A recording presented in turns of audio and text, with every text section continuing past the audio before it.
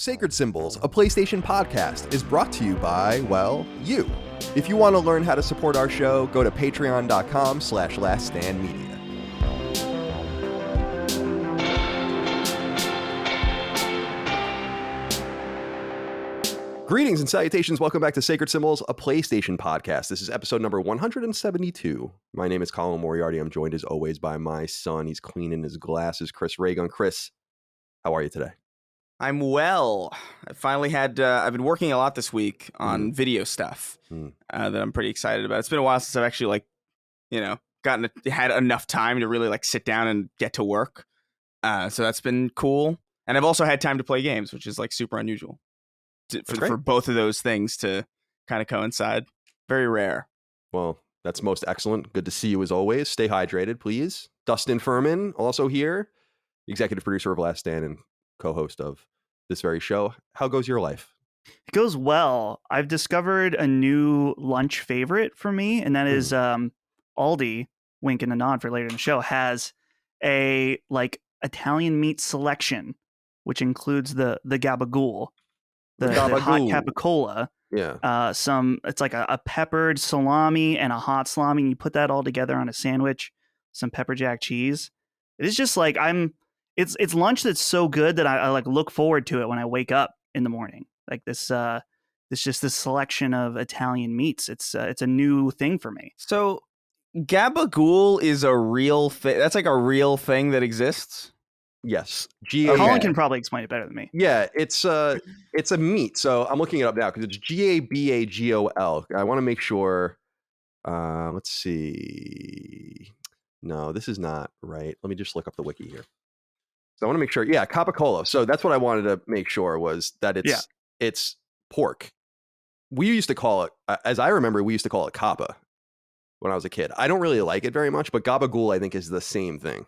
That's so. Yeah. I for the longest time I thought that was jabroni or some you know what I mean, just some weird vaguely Italian fake thing. Well, I'll let you in. Gabagool doesn't sound real, you know. Well, I'm going to let you in on this is the Italian American secret, right? And if you meet my family, you know this. My mom is like this. Mozzarella, mozzarella. No matter what, it was like we were saying last week with all these random, accents coming out of nowhere. Ricotta, ragout. Oh right? But these are not, as far as I understand, real Italian pronunciations.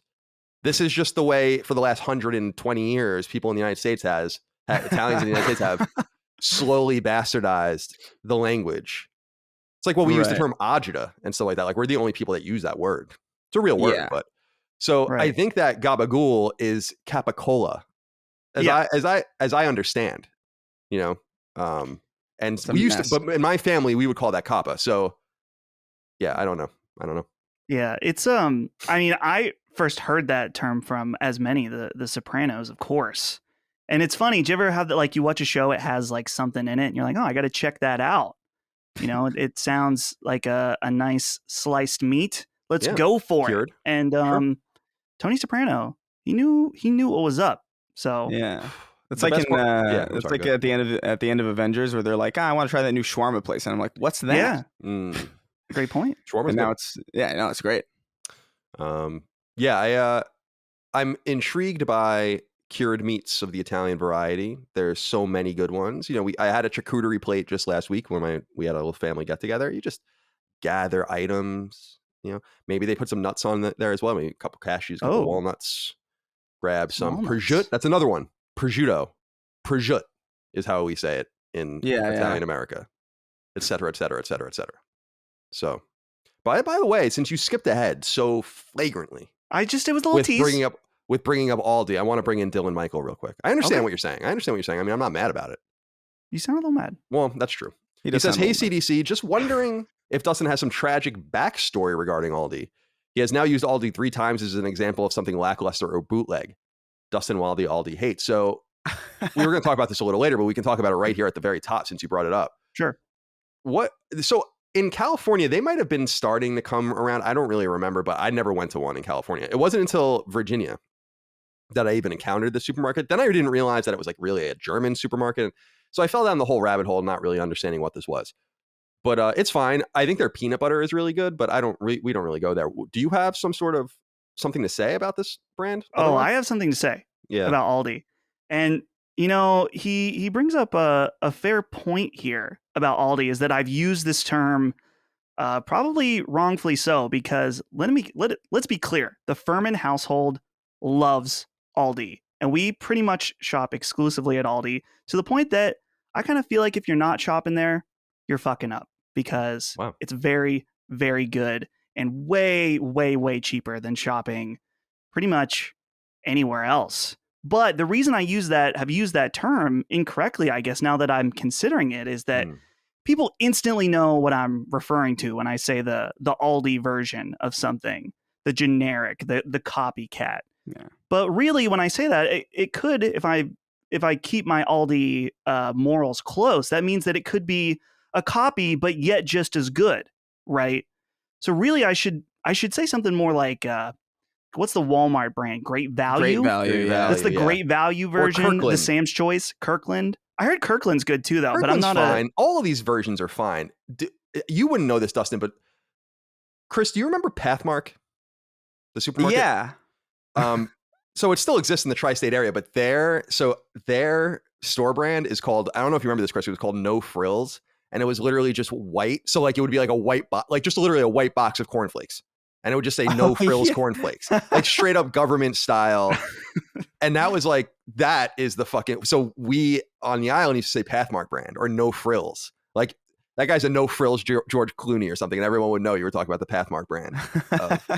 I totally forgot about that. That's so weird. That vivid memory is now like really is like forcing its way back into my head. I forgot all about those like plain white, like it's almost as if they were like, art is not necessary. Right. This is exactly what it is. This is cornflakes. Yeah. And you get what you get.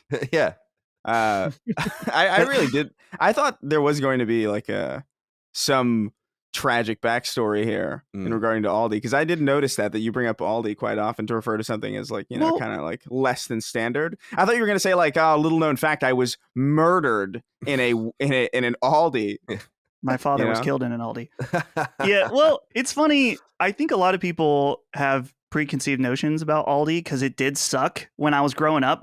We would shop there with my parents, and I hated it because I wanted, like, as a kid, you see the commercials for like Lucky Charms or something. But then you go to Aldi and you're stuck with marshmallow stars. It's not quite the same. But I have to say real quick, and it's so funny you brought up that very specific cereal, because Magic Stars was the No Frills brand, and I actually thought it was better than Lucky Charms. That was the weird thing about it.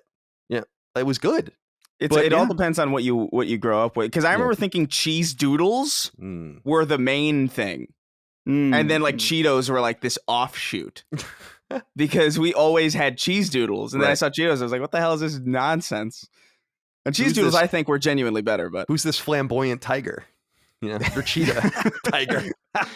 Who's this man? The name suggests, in fact, that it is not a tiger. All right. This is a PlayStation podcast. We do it each and every week. Welcome, Sacred Symbols. You can get it 3 days early, ad-free on Patreon, patreon.com/laststandmedia, the biggest games-related Patreon in Patreon history, thanks to you. More than 12,000 of you over there supporting us. We couldn't do it without you. You get that early ad-free access. You can submit your questions, comments, concerns, thoughts, and ideas to the show. We already heard from Dylan here about Aldi, of course. You get access to 2 episodes of Sacred Symbols plus a week only for patrons. A lot of good ones have gone up recently and will continue to go up. Interview with Q Games' Dylan Cuthbert, who of course was one of the co-creators of Star Fox, the creator of the Pixel Junk series, etc. I have an episode going live all about Gran Turismo this weekend from when this publishes on Patreon. We put up an episode with Luke Bernard all about a game concerning the Holocaust. I recorded an episode with another games media person who you guys will find out all about Konami IP and what the future of those might be. We have a lot of good stuff in the rotisserie. So come join us over there. I'm really having a lot of fun with those, by the way. People are enjoying them. Yeah. It's top tier. I feel like the selection lately, we got a wide variety, which is awesome. Yeah, we do. And I'm pleased that people seem to be understanding. And in fact, we had one with Rick Hogue. That's the newest one, I think, that went up, where we talk specifically about the legality and the morality of emulation. And it's a really fun episode all about what is literally legal and then what is figuratively legal, or at least allowable, and how I think we kind of bend the rules to form exactly what we need out of a situation. It's a great episode, a challenging episode for some. Stop stealing games. All right. Unless they're old and you can't find them, then what do I care if you steal a game? Don't steal my games. I know now one of you are going to go steal my game. All right, let's get into some questions, comments, concerns, thoughts, and ideas from the audience here at the very top before we get into some news in earnest, what we're playing, the bigger pieces of news, as we like to do. We like to ease into it. Sometimes we really, Chris, am I wrong? We really like to ease into it sometimes. Oh, yeah. Sometimes we'll get through an entire episode without getting into the news. Yeah. Dude, that'd be awesome if we did that. Just no, but we don't tell anybody. Just at the end, it's like, all right, that's it. It's an April Fool's Aldi. episode. Yeah, I'm looking now. April 1st is a Friday in 2022. Not good. All right. James wrote into us, just James. He says, hey, Creedence Clearwater Revival. Oh, it's close. Long-time listener, first-time subscriber, welcome.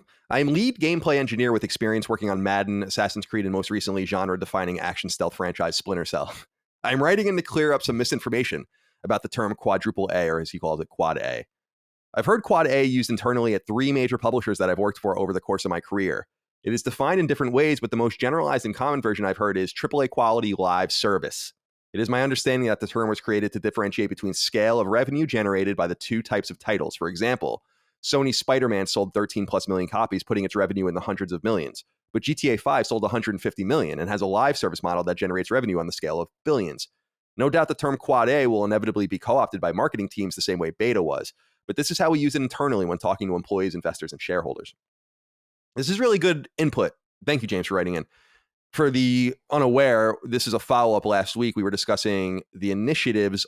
So the Microsoft's own studio in Santa Monica, the initiative in 2018, put up a job posting talking about how they're making a quadruple A studio. And we were making fun of it. I think a lot of people at the time were, but we were contesting that it was a mistake. Because some people were like, it was a mistake. They used it once. They never use it again. I don't know if this clears that up at all, but it gives us different context into how that term might be used. I can say in my experience, I mean, I only work for a small developer. We publish our own games. I've never worked at an EA or a Ubisoft, but I was a journalist for a long time. The unfortunate reality is quad A was only used after I was out. So I don't know how widespread it is, but James seems to indicate that it is widespread. So we appreciate you writing in and letting us know that. And this is the kind of leverage we can bear on this show with the fans, the listeners, the friends of the show writing in. And I've been hearing a lot of you working at different studios. So I appreciate you reaching out on Patreon. In fact, a couple of you are coming on the show, including someone from Techland soon. Ooh, it's going to be an exciting talk. Let's go to Travis Thompson. He says, hello, my pair of C cups and my one awkward D cup. Like one breast is bigger than the other two. It's like that dancing lady in Jabba's palace. Oh. Colin told me to write this correction from last week's show after exchanging DMs. Last week, Colin said that the developer Arc System Works had Chinese ownership, and this is not true. They did remove a lore section in Guilty Gear Strive that referenced Taiwan, though, to appease China, of course. Not because of ownership, though, which makes it even more sad, in my opinion. You're absolutely right. Multiple people wrote in about this. I had a correspondence with you, Travis, and I was like, where did that come from in my mind? And then I realized I went and looked and found a tweet that I had put out. And you guys might recall that I identified, as he mentions, I think, of Taiwan and Tibet were both removed from Guilty Gear Strive. Yeah. So they're willing to do business with China, I guess, is what I'm saying. But I was certainly wrong by saying Arc System Works has Chinese ownership. And that makes me feel a little bit better for now. Of course, they contain or control all of the Technos IP, as we said last week, which is much more important to me. And that's stuff like River City Ransom and obviously the upcoming River City Girls, Double Dragon, and all of the rest. But thank you, Travis, for writing in, and all the rest who wrote in with that correction. Glad to correct the record. Daniel the Awesome wrote in, Dustin, I'm wondering if you remember this, because I feel like we did bring this up, but maybe we didn't. He says, hello, C to the D. You have talked a few times now about game trials, both in the most recent episode and speculating on them a month or two ago. Both times, you failed to mention that Sony already did full game trials as a perk for PlayStation Plus back in the early days of the program. You could download the game, play for up to a full hour, and then had the option to purchase the game since it was already downloaded on your PS3. I'm surprised it took Sony this long to bring back the idea. I wonder when they'll utilize PlayStation Now to allow more trial and demo access to games. So another correction, I know this, and I guess there's no reason for you to believe me if we didn't bring it up, but I could have sworn we did bring that up. Because I remember it wasn't Infamous 2 one of those games. I think it was, but I don't think we actually brought this up, because this actually like surprised me. I forgot that this was even a thing. and I don't recall talking about this. I don't think we brought it up, but that is a good, it's a good correction. That's fair. This totally slipped my mind. Yeah, it's like it was like, I don't know. I'm thinking there were like a bunch of weird perks in the early PlayStation Plus ecosystem. Plus, there's also the weird shit that was happening after the PSN outage. Mm-hmm. So I think a lot of that stuff has just fused together in my mind. Like, I'm pretty sure Infamous 2 is one of the games that was free to try, but I also think Infamous was one of the games that was free after the PSN outage, the first Infamous. So I think I'm just kind of forgetting things at this point, and that's not a huge surprise. Dustin, that sounds right to you? That sounds about right. I wasn't in on the ground floor of PlayStation Plus. I didn't get it until I got my Vita, because I think that was back in the days when you got the instant game collection. It's funny how PlayStation Plus was once more like Game Pass, and then they changed it, and now there's, people want that again. Kind of weird. Yeah, I'm just doing like a general search. Yeah, because I'm just searching on Google News, like just using some modules, and I am finding things where it's like Sony offers free games after bringing PlayStation Network back online. Blah blah blah blah blah. It's like I'm all mixed up here, but whatever, doesn't matter. Yeah, that was a weird time. In fairness, that was like a really weird period in PlayStation history. Brian C wrote in and said, "Hello, CCD. I'll make this brief. Last week it was repeated over and over that the character in Stranger of Paradise is listening to Limp Bizkit. I thought to myself, that's hilarious and awesome, so I need to check this out. When I did, I noticed the band that is playing is definitely not Limp Bizkit. It's just some generic rap rock song. No one in the YouTube comments called this out. Almost every comment was saying it's so cool or funny that he's listening to Limp Bizkit. Colin, as a fellow Limp Bizkit fan, can you back me up here, or am I crazy?" So I actually never even got to the end of the trailer. So when people said like, "Oh, he listens to Limp Bizkit," I was like, "Oh, okay, that's fucking awesome." I mean, that's an hysterical thing that you just said to me. Now, Final Fantasy Origins, Stranger of Paradise. I'm going to go to this trailer right now. I don't think it's a trailer. What did you say? It's part of the gameplay demo at the end. It may be part of the trailer, but I think Brian misspoke here. Can't be a trailer.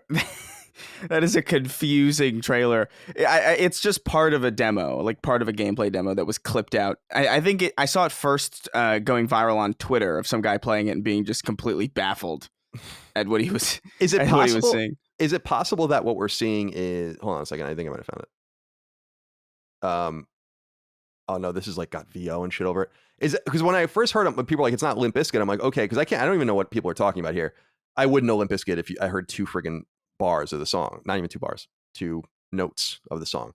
But I was wondering, I'm like, is it just something that someone like edited to be funny? And then maybe that's the video some people are seeing? No.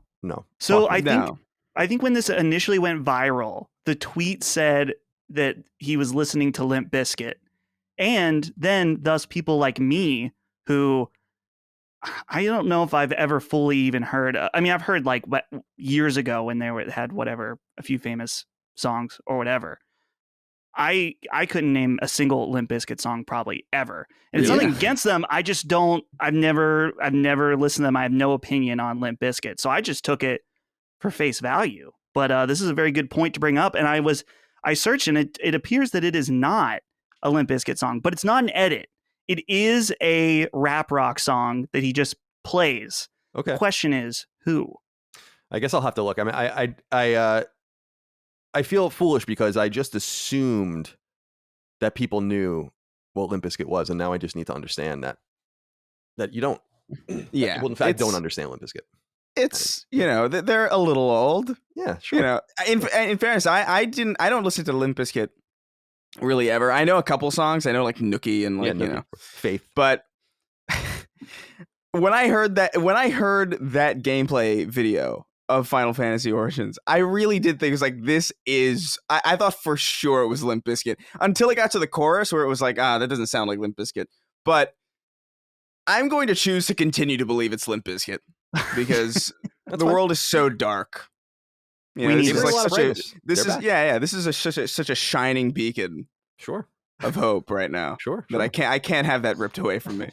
I totally understand. I don't blame you at all. I've loved Limp Bizkit for a long time, so I'm not gonna front, as the kids used to say.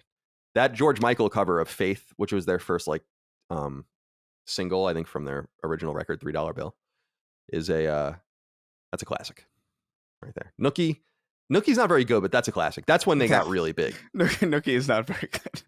And then you What's have that one? Is that the one? Which one is it? It's just one of those days. Oh, it's just one of those days when you don't want to wake up.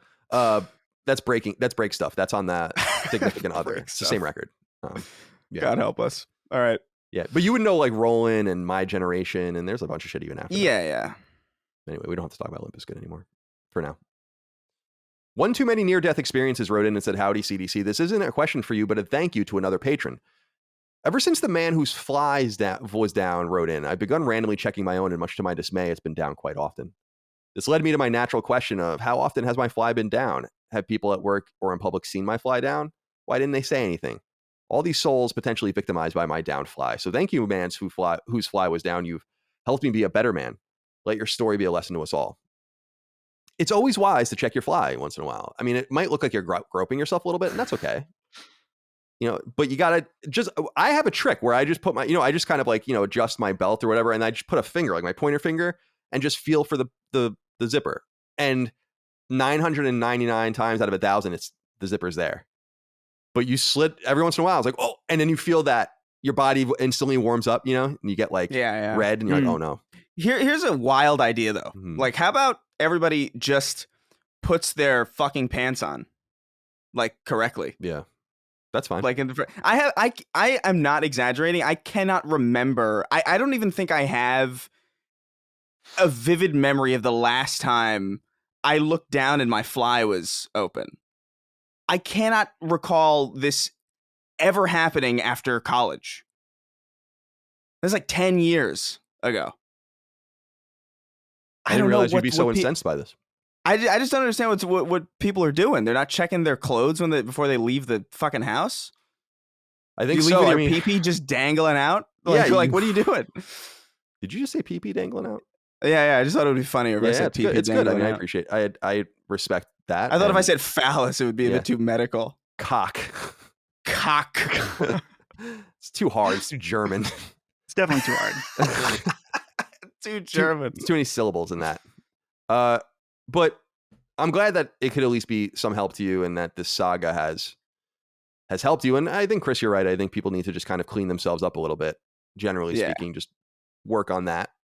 And I mean, I look like I'm 1 to 2 weeks away from looking like a Taliban fighter with this beard. So I'm not going to sit here and cast aspersions too severely, but somewhat severely. All right, let's see here. This podcast is sponsored by BetterHelp, and Sacred Symbols listeners can get 10% off their first month of sessions at betterhelp.com/symbols. Taking good care of your mind is just as important as taking care of your body.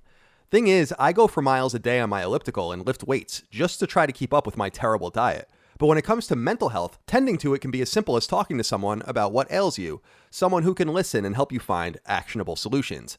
And this, my friends, is where therapy comes into play, and where I think BetterHelp can truly prove to be of great utility to you. BetterHelp is customized online therapy that offers video, phone, and even live chat sessions with your therapist, so you don't have to see anyone on camera if you don't want to. It's this deep level of customization that rests at the heart of BetterHelp, and what makes it such a useful tool, because it removes so many of the barriers, which can also sometimes be known as excuses, that stop people from seeking the help they need.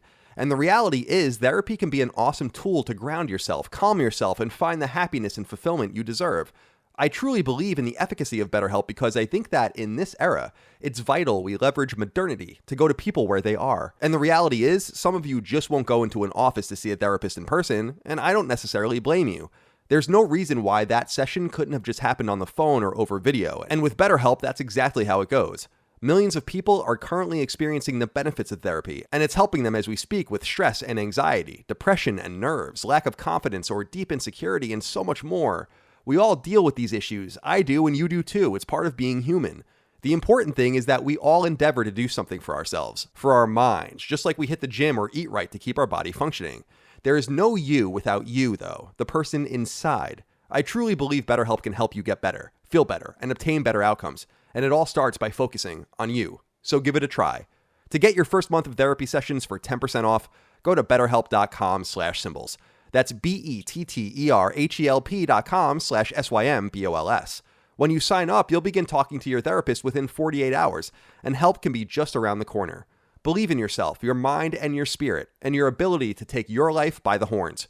Go to betterhelp.com/symbols to start therapy today and find a happier and more fulfilling tomorrow. What else do we have? Brandon Breland wrote in, said, "Hey, CDC. I wanted to write in thanking Dustin for convincing my girlfriend to buy a bidet for our bathroom. She doesn't listen to the show very often, but I like to play her clips from the show I find interesting or funny to her. After playing the bidet debate, she immediately purchased an add-on for our toilet, and now both her and I are believers. The feeling you get after using that bidet and finishing up in the bathroom is like the feeling of brushing your teeth after using mouthwash and then taking a sip of cold water. Imagine all that freshness you get from that, but on your asshole. It's that fresh. Thank you, Dustin, for changing our shitting game forever. The debt cannot be repaid." Dustin, that's high praise. Listen, I need to make a comment here. Is, first of all, the thing with the bidet, here's what I thought of when this whole discussion, because it's bled over into Defining Duke, Right. where Maddie and Cog even brought Ryan McCaffrey into the conversation, which I appreciated. Yeah. Is Colin, here's what I would compare it to. You know, you can tell people what it's like to play a game in VR, but until they play it, they're just going to feel like it's a screen in front of their face. In fact, I remember many years ago listening to a show where you were on and you described VR as a come to Jesus moment where you become a believer. And what I'm asking the people out there is to have an open mind, like our friend Brandon did, and become a believer with me in the bidet, the changeover, the complete switch. Not only will it change your bathroom habits, it's going to change your whole damn life. And I guarantee it. Wow. You guarantee it, like the old guy from Men's Warehouse. Remember pretty much. I mean, remember when he got like hostilely removed from the board or something? Some weird shit happened to that guy. It was the best. It was so weird. It was like, what happened to the Men's Warehouse guy? And he was just like, I'm out. Though, one other important distinction about this whole the bidet saga, the bidet arc of Sacred Symbols is it's important to make a distinction because this happened on Duke also. We may have touched on this last week. We maybe need to define new terms for the types of bidets people use. There is the separate device that is often used in Europe. Like it's a separate from your toilet, which I don't even understand how that works. Do you like waddle over with your pants at your ankles and then wash your ass that way? One of our European listeners will have to write in about the separate bidet. I'm referring to a bidet toilet lid that attaches to your established toilet. Very important distinction. Chris clearly agrees. I could just see it's too complicated. The second, like now I know that there are different types of bidets. That's all right. No, it's too complicated now. Now it's just I can't. I will never. I can't. It's too much. I understand. It's okay to shy away from greatness, Chris. I know it's intimidating to change, but I believe in you. It's hard to say bidet debate. But I was getting tripped up a little bit there. Yeah. Bidet debate. Yeah, the bidet debate is this is toxic. I don't think you know what toxic means. I just I'm befuddled, dude. I mean, I'm just looking at things here, and my mind keeps going back to it's just too European for my taste. Listen, this is another instance. Cosmopolitan. Yeah. I'm alone in this on this show. This has happened a few different times, and I know the people have my back. I know it's clear as day. You'll see it in the comments. Have your butt, as it were. They have my ass. Exactly. So, well, I'm glad that they're feeling it. I guess I'll try it sometime. I just I also wonder how do butthole pleasures play into the use of the bidet? In other words, are people like his wife, for instance? Brandon says his wife really took to this. Are we not so certain that Brandon's wife enjoys butthole pleasures? I mean, I guess what I'm wondering is, do we know that it's being used for hygienic purposes only? Is that what is drawing people in? Or could it be something else? Colin, you could make this argument like, oh, does someone go and buy an enema? Yeah. Like anything around, are you saying that anything that it involves around the butthole would involve pleasure? You could say that someone that uses toilet paper while they're down there, you know, they're touching around in that area. Are they fooling around? I just don't think it's a a fair comparison. No, but toilet paper is rough, and Some gritty. people like it rough, Chris. It's meant to induce pain, Anal rage. discomfort. That's what it's for. It's so you don't get too happy down there. That's what it's for, right? That's what I always assumed. Yeah. Well, if you're using Scott 1000 or something, you're not having a good time. I'm using sandpaper usually. Sandpaper. I used to. Whoa. Let me just say this real quick, and then we'll move on, okay? Because we don't have to stay on this subject forever if we don't want to. We can stay could. on the subject. Dagan and I always talk about this on the show. Like, my parents, and I'm sure many parents, used to act like some things were the most expensive things in the world, and that's why they bought the shitty version of it, right? And so, we wouldn't. If you use paper towels in my house, I think my dad would come and like fucking suplex you. If you like ever even thought about using a paper towel for any reason. And we had shitty toilet paper and, sandwich bags that didn't Ziploc and all of that. And my dad always just made it seem like, oh, it's just so. My dad does fine, by the way. My dad's a New York City firefighter, and so we did very well for ours. And then I got older, and I started buying things for myself, and I'm like, these sons of bitches, there's like a $2 difference between Angel Soft and Scott. There's like a 50-cent difference between the Ziploc bag and the shitty sandwich bag. Why did you act? See, this brings me back. This incenses me. Yeah, and it's even more expensive now than it was. Exactly. So it's like it's extra infuriating that you're paying more for it and you're still willing to pay that much more, and they couldn't shell another like 10 cents probably back then for the better like toilet paper that didn't disintegrate in the wind. Right. It's really, really you got the little rolly bits in your ass. You know what I'm talking about. Yeah. You know it's what a frustrating. It's a frustrating experience. Why are you pointing at me? It's like very accusatory. It's like Uncle Sam wants you, but like really like, Right, but inappropriate. Yeah, inappropriate and deeply concerning. Colin, what if I told you that when I was in the toilet paper business, so to say, not, just that I was, were you a salesman? It was relevant to my interests. Oh, okay. That I preferred Scott toilet paper. That's insanity. See, because you're talking about things bunching up. That happens with the fluffy toilet paper. It doesn't matter because it's comfortable. It's a class. You see the bears, the Charmin bears? They're using it. I've seen them. Don't you get that they're using it? I buy those really bougie paper towels, the Viva ones that like feel like they peel off the. Oh yeah. Oh, those are nice. Those things are amazing. Yeah. Not sponsored, by the way. They hashtag ad. They could suck it, but we could be. Because sponsors. I am a bounty man myself, but I'm always willing to move off that reservation as necessary. Who's paying these checks? Ziploc, are you out there? Hefty. Oh,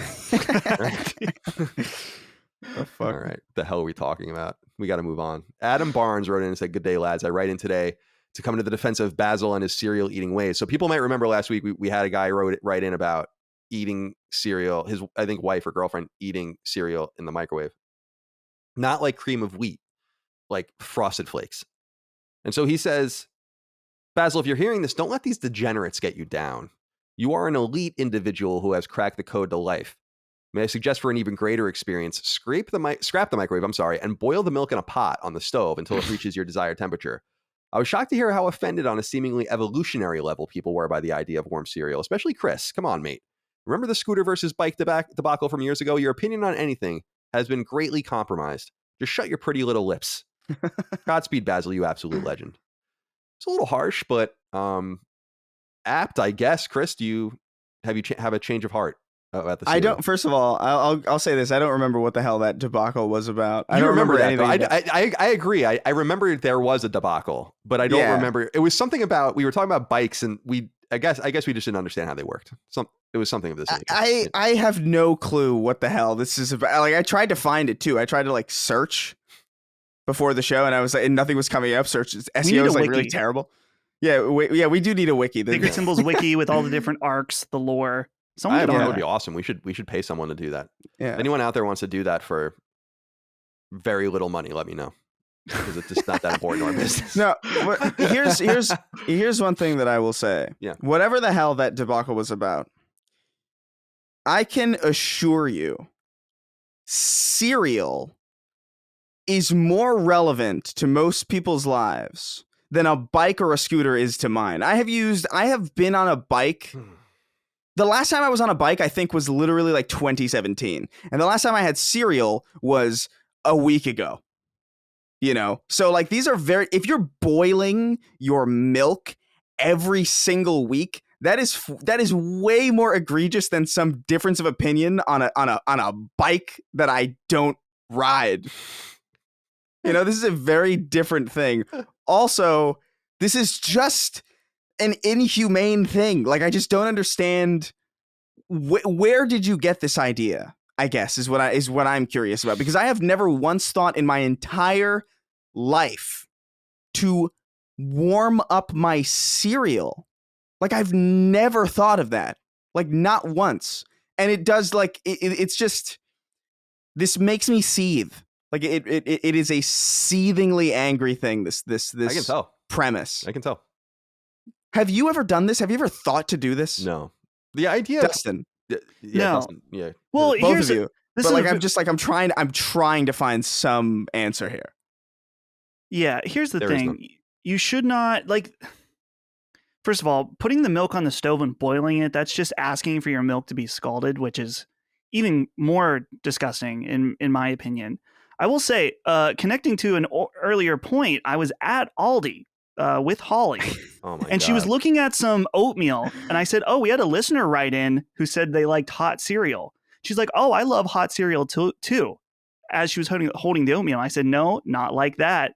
And I believe her words were, "Oh no," was the next thing she replied. So she knew.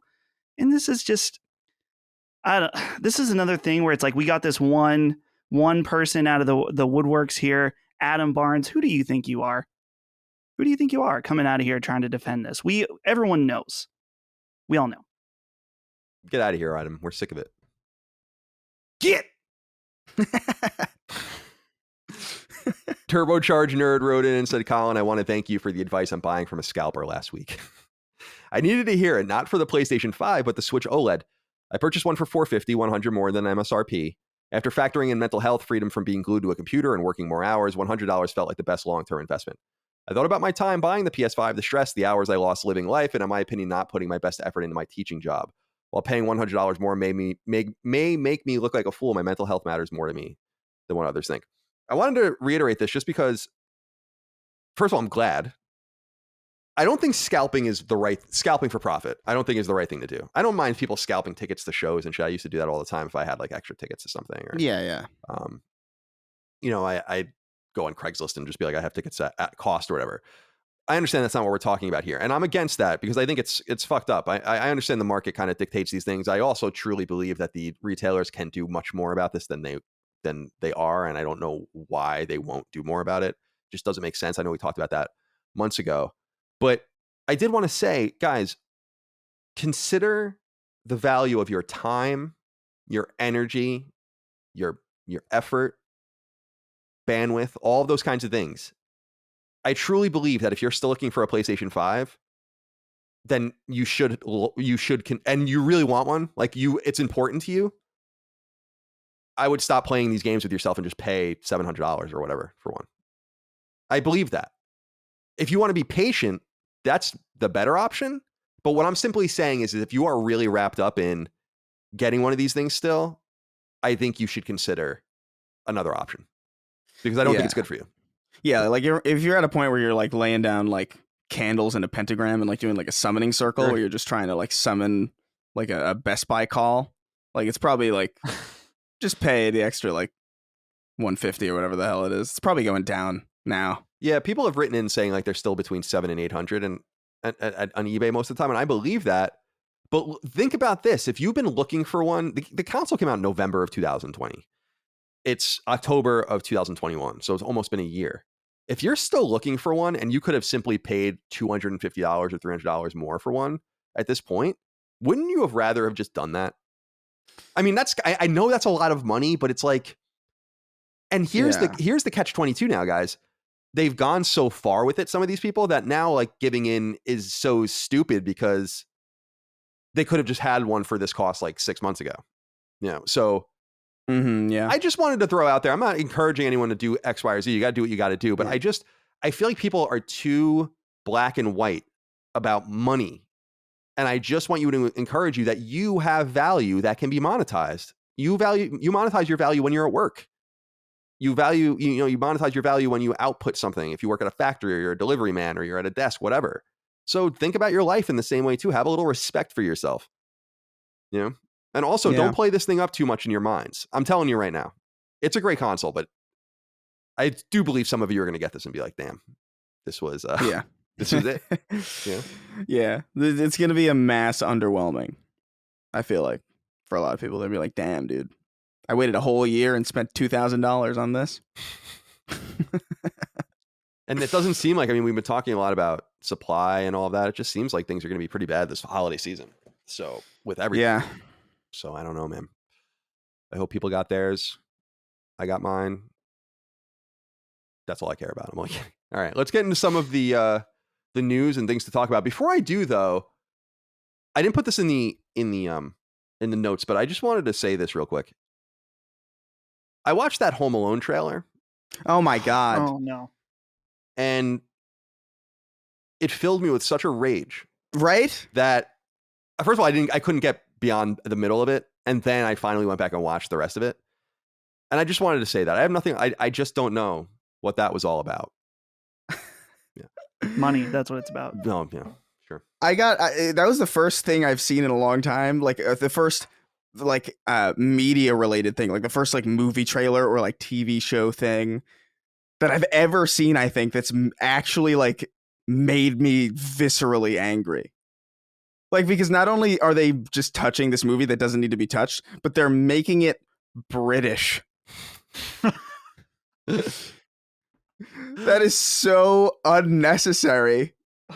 It's like a sequel to Home Alone 2. Did you know that? Yeah, well, yeah, because isn't that Buzz or whatever his name is? Buzz is the cop, and he's old and dilapidated. I was like, oh man, it's such a weird. It's weird. It's very weird. Yeah, it's in the same universe. Yeah. In other words, I will say this about it. The one thing I appreciated was that it does seem like it's appropriately violent, which I think is really important. And when I was thinking about it before, because I didn't get to the latter half, and I'm like, oh, it's probably these stupid, nonsensical traps and stuff. No, he the first thing you see is he takes a fucking 8-ball from a billiard table and smashes the dude in the head with it. And I'm like, okay, I at least respect that it is as violent. Because that's what's so funny about those movies is that he literally almost kills these guys over. And over. Those guys are immortal, right? That's it's just a really sadistic demon child fighting two immortal thieves. They don't die. They should die. Have you ever seen that edit? I don't know if I sent this to you. I got to send it to you after the show. There's a great edit of this dude who made Home Alone, but really bloody. And he edited special effects, and it's so good. That's awesome. But yeah, because it's paint cans in the face. In the sequel, he drops bricks on their heads from 10 stories up. I'm like, dude, this is murder. Well, it's something murder. It's in self-defense, I guess, but it's attempted murder on several. Manslaughter of some sort. I don't know. He could have just called the police several times, And that's what I want to know about this one, because Micah was watching it, and because I was saying the reason why I think that remakes like this are so stupid, partially is because it just doesn't work anymore.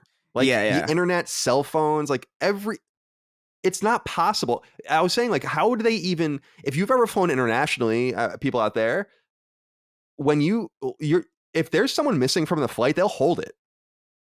I was on a flight that was heavily delayed in Germany because a fucking person didn't show up. They had to take all of our luggage out of the, so it's just, it belies belief. I know it's Home Alone, but that was kind of the bummer where I was like, you could believe in some way that in 1989, 1990, this could have happened. It wouldn't have been quite so zany. Yeah. But now the premise, it just filled me with a great rage, that trailer.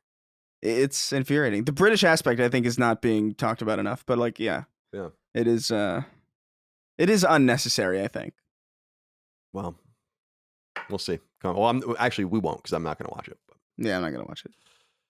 All right, what else here? Oh, okay, that's it. Let's get into the some of these short news items. We know now, confirmed from Rockstar, that the GTA collection, the Grand Theft Auto, the Trilogy Definitive Edition, is real. It is coming. It will be available as a collection, physically and digitally, also a la carte digitally. And there's not much more to say about it. We don't really have a release date. The achievements did leak recently, and they do seem to be similar to the trophies on the PS4 versions. But speaking of those versions, Mustafa El Karati wrote in and said, "Hey CDC, so the GTA remakes seem to be about to be announced, or will be coming soon. They are now.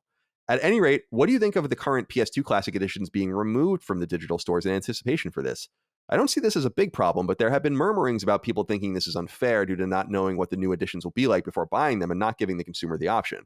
I bought San Andreas a few months ago, and I find it very difficult to play with my current PS5, so I welcome the upgrade. Anyways, did Rockstar do the wrong thing by removing the games from digital stores before showing off the new versions? Thanks for all the great work. Keep fucking that chicken." This was a piece of drama, Dustin. I wanted to throw this one to you first. This was a small piece of drama in the industry. We said last week that they were going to take these games down. They're gone now. But if you already purchased them, and we're talking about the PlayStation 2 classics that were released on PS4 by Rockstar, if you already bought them and own them, then they're going to be in your library forever. It doesn't matter, forever in quotes. But you can no longer buy them. And some people are like, well, now it's kind of, I guess the analogy I think of is it's kind of like Star Wars special editions, the 1997 versions, and how it's like impossible to now find the original 77, 80, and 83 versions like in home media. They just want to sell you these new versions and people don't really want them. What do you think about Rockstar's decision here? Should they have waited or not done this at all? I think it's a complicated thing because I can see it from multiple angles. In one sense, they don't want people that maybe didn't hear about these remakes going and buying these older versions, and then whenever these the remaster, whatever it is, when they come out, that they're like, oh, well, I didn't know about this and now I bought the wrong thing. So I can understand that. And at the same time, they also don't want confusion on the various storefronts where there's these two versions that look similar and people potentially buying the wrong thing. I get that. But at the same time, I think that where a lot of people are starting to really get caught up is there's rumors right now that they are going to charge $70 for all three of these, which I believe would be, I'm trying to remember how much the PS2 classics were. Were they 20? I think they were $19.99 each, maybe $9.99 later. Yeah.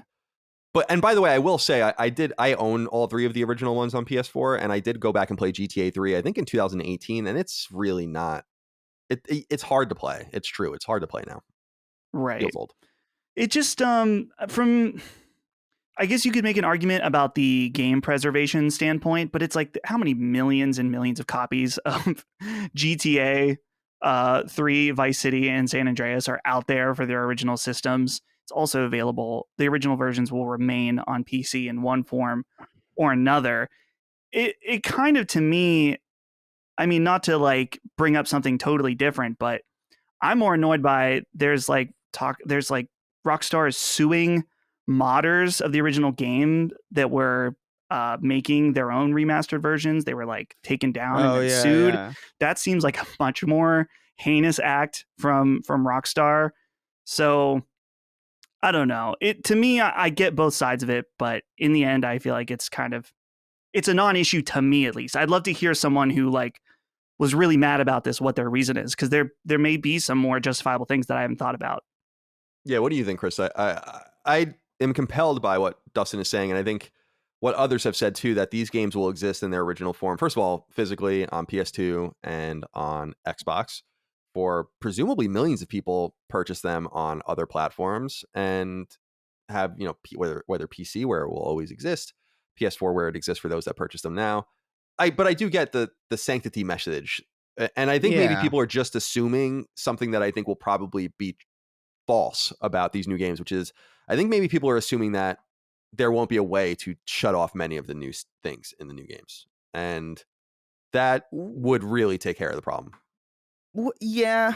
The issue is, so you're talking about like the way that a lot of remasters do like kind of like graphical toggles, right? Like right, how it's toggles, like, and presumably they're also going to fix the controls and put them on the sticks and all of that. But my assumption is that that's going to be maybe something you can just turn on and off, right? Like a toggle.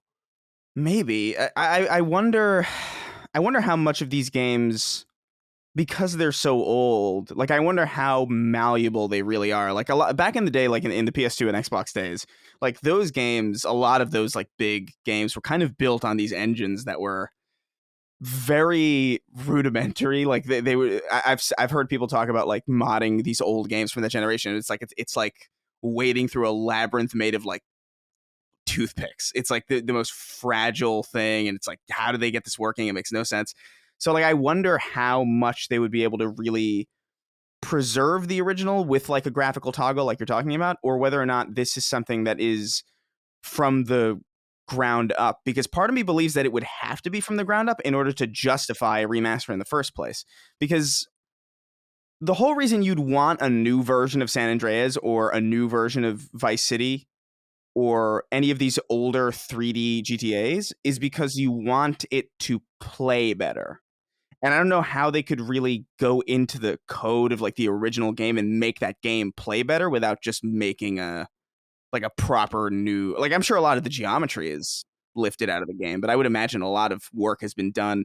I don't imagine this is going to be one of those games that like you press the touchpad or whatever and it like goes back to the original graphics or anything. I don't believe that's what's in store for us. I could be wrong, but I don't know. I sympathize with the preservation aspect. I don't like that things kind of leave. I know they'll be on PC and that they're on PS2, but the fact that they were put on PS4 and then taken away just feels like really weird to me. Like, I just don't understand why you wouldn't just leave them up. Like, no one's going to be I don't think anybody's going to be really confused. Oh, Grand Theft Auto the Trilogy Definitive Edition or PS2 Classic. You know, like, it's very clearly, like, I don't know, to me that seems simple, but at the very least just tell people that they're going to be leaving the store. Yeah, like, they did it pretty quick. They did it pretty quick. Yeah. I would say, like, give them, like, I don't know, like, give people, like, a few months at least. Like, I think the rule for this shit's got to be a year. I mean, we've said that many, many times. Like, when we were talking about shutting a store down, like, say a year ahead of time. If you're going to shut a server down, say a year ahead of time, if you can. Yeah, but that's more about, like, the storefront thing is different because, like, that's like taking an entire marketplace down and not really replacing it with something else unless you have to go like buy a new thing. Like, this is at least like, hey, we're going to take these versions down and we're going to like kind of like crossfade it into this new version is what it kind of feels like. So at least there's some justification where you don't have to announce a year ahead of time that you're going to take a game off the store if you're going to replace it with like a better working version of it. A storefront's a little different. Like that, you want a good amount of time. Sure. But I accept that. But I don't know. I feel like you're right in the sense too that if they just kept those objects on the store, they could have even edited those objects to literally say like old version or something like, because I think that was what the concern was saying like, or I think that's what they would use the excuse of saying like, we don't want to process refunds for the fucking rando that's going to do this and get mad about it and blah, blah, blah. Just take the games down. I totally get that angle. But again, I just think that that's an edge case that doesn't really justify the ends. And I do find the reticence of Rockstar in regard to this collection strange. It's been leaked for months. And I understand that they, as of the time we're recording this, have a blog post up about it, but like, we don't even know what it looks like or what you've really done to it or when it's coming and all of the rest. So that's a little annoying too. And I don't really understand that. What would be like, your, come on, man, the cat's out of the bag. Yeah. What would be your bet as to when this thing's gonna not reveal itself? But I think it's imminent. Personally, you think it's gonna launch imminently? Yeah, I think it's really the achievements leaked, which means they're up somewhere. So I just think that it could be like I'm keeping an eye on PSN profiles because when the trophies appear, then it's really imminent. Yeah, but they're not up yet. But yeah, my personal opinion is that it'll be maybe November, but I don't know. Like I think it's ready to go. I think that would be a great Christmas present, for people to get in the stores and stuff. But if they can get them off of ships in Long Beach, what do you think? What do you think is going to happen, Chris? I don't know. I feel like if they're so withdrawn from the narrative about this game, like they haven't talked about it at all. So like part of me feels like it could be like a spring thing, and maybe it just like maybe they were planning to get it out like super like a lot sooner, but then like I don't know, you're dealing with 3 old games on a really dated engine. You're probably like, I would imagine it's not necessarily the easiest thing to recreate. But I don't know, like I didn't think about the trophy aspect. Like the imminence is a little bit more implied with that. So I wouldn't be surprised to see it in December. I think November's a bit too crowded, like for that. But yeah. We'll see. First of all, I'll be curious like who is doing it, the ports. I wonder if they're probably not being done internally, so that'll be interesting to learn. And again, what's fundamentally changed about them, because if they just change certain fundamental things, San Andreas is probably the best out of them as far as control is concerned, but they need to modernize the HUD and the controls. Like the gunplay is fucking horrible.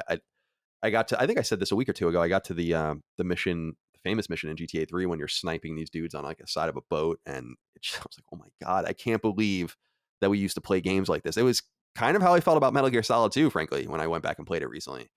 Like, oh my God.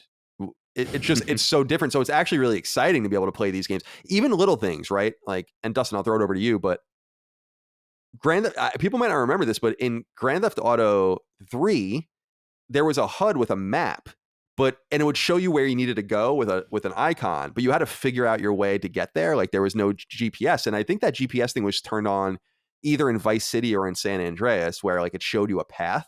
And that kind of small little quality of life thing makes the game so much better. And now that's a common thing in every open world driving game. So, but anyway, Dustin, when do you think we'll see these GTA games? My prediction is this year.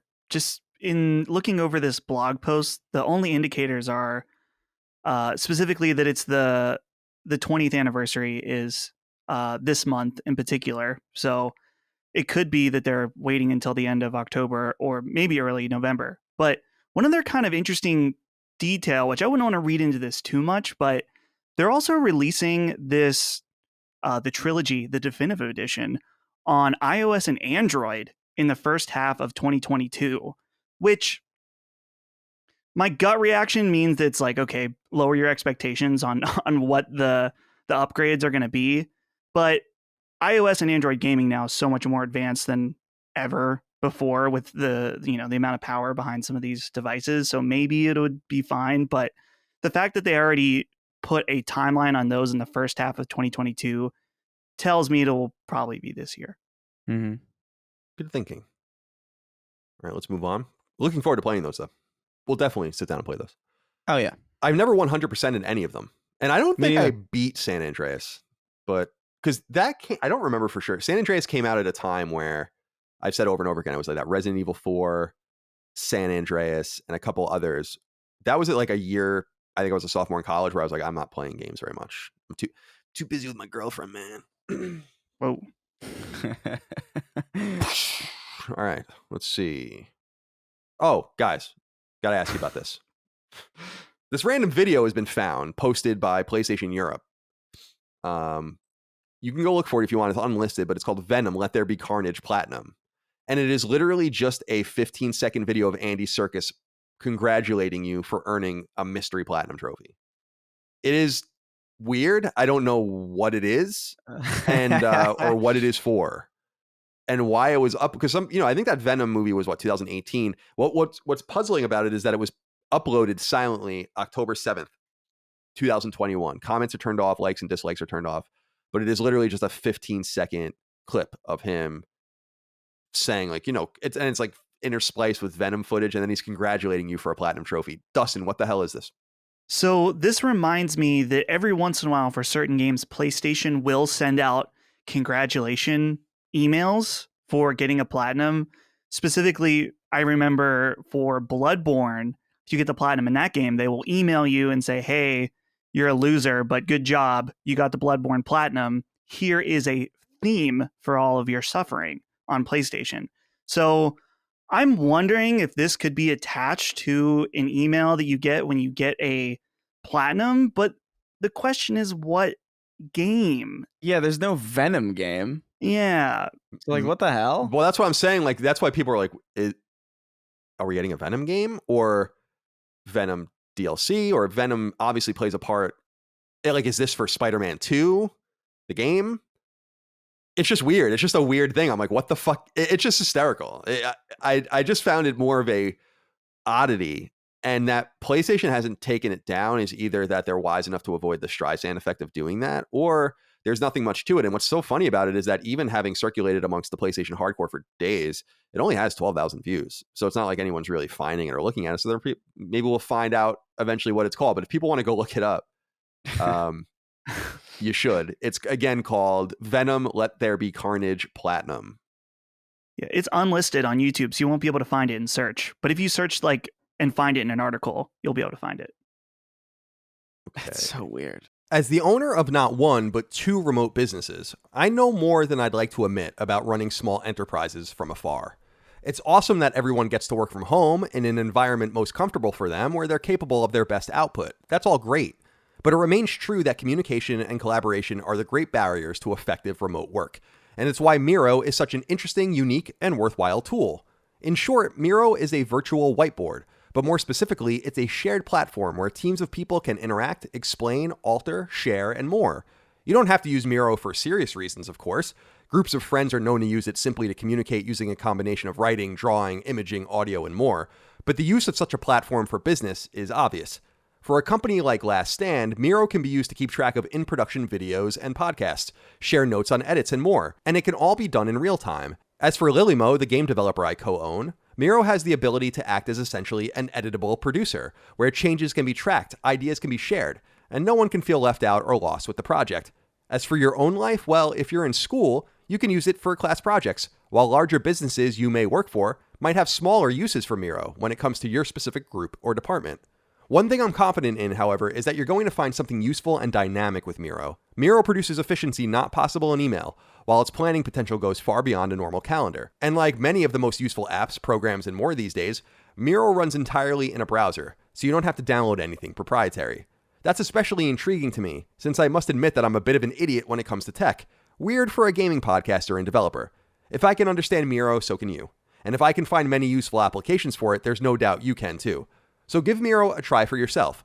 Miro is creating a revolution in how we create and collaborate, so join over 20 million users today by signing up for free at Miro.com/sacred. That's Miro.com/SACRED. Sign up today and take advantage of 3 free whiteboards with this exclusive offer. Go to Miro.com/sacred and start using Miro today. There's no reason to delay.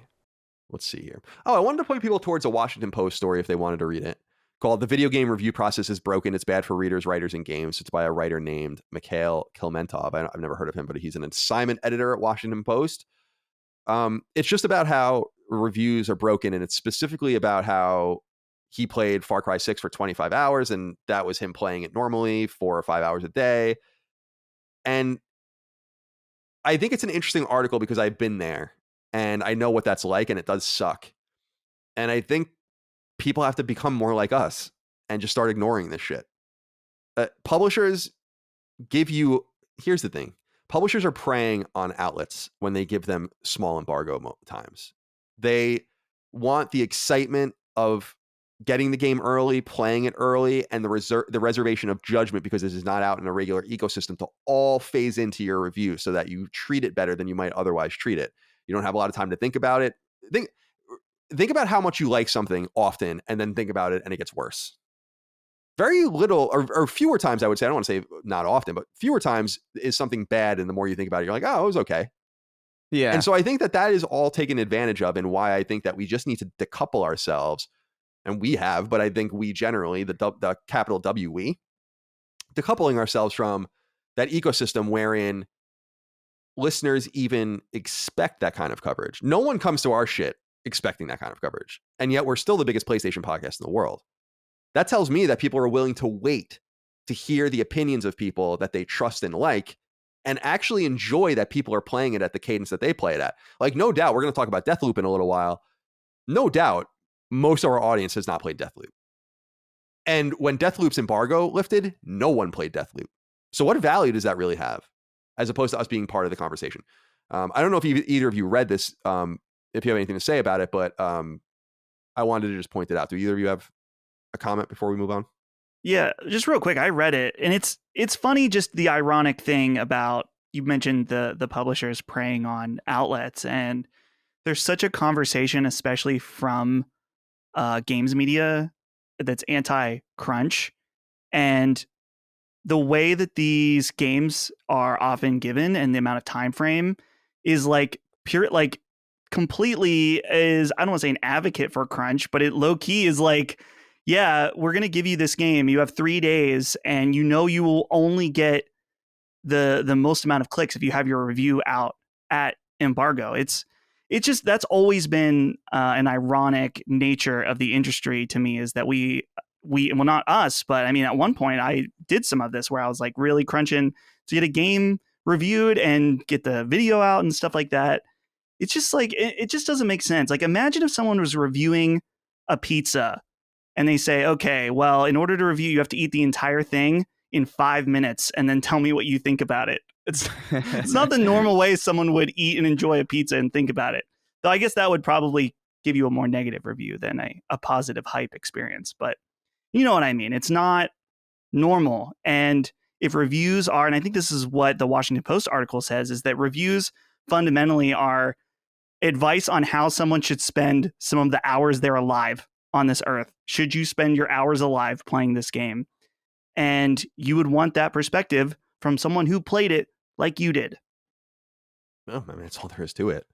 I totally agree. And I recommend that. And by the way, I don't know if I said it last week, but on Vice, on Waypoint, there was a really great review of Far Cry 6, which I thought was surprising.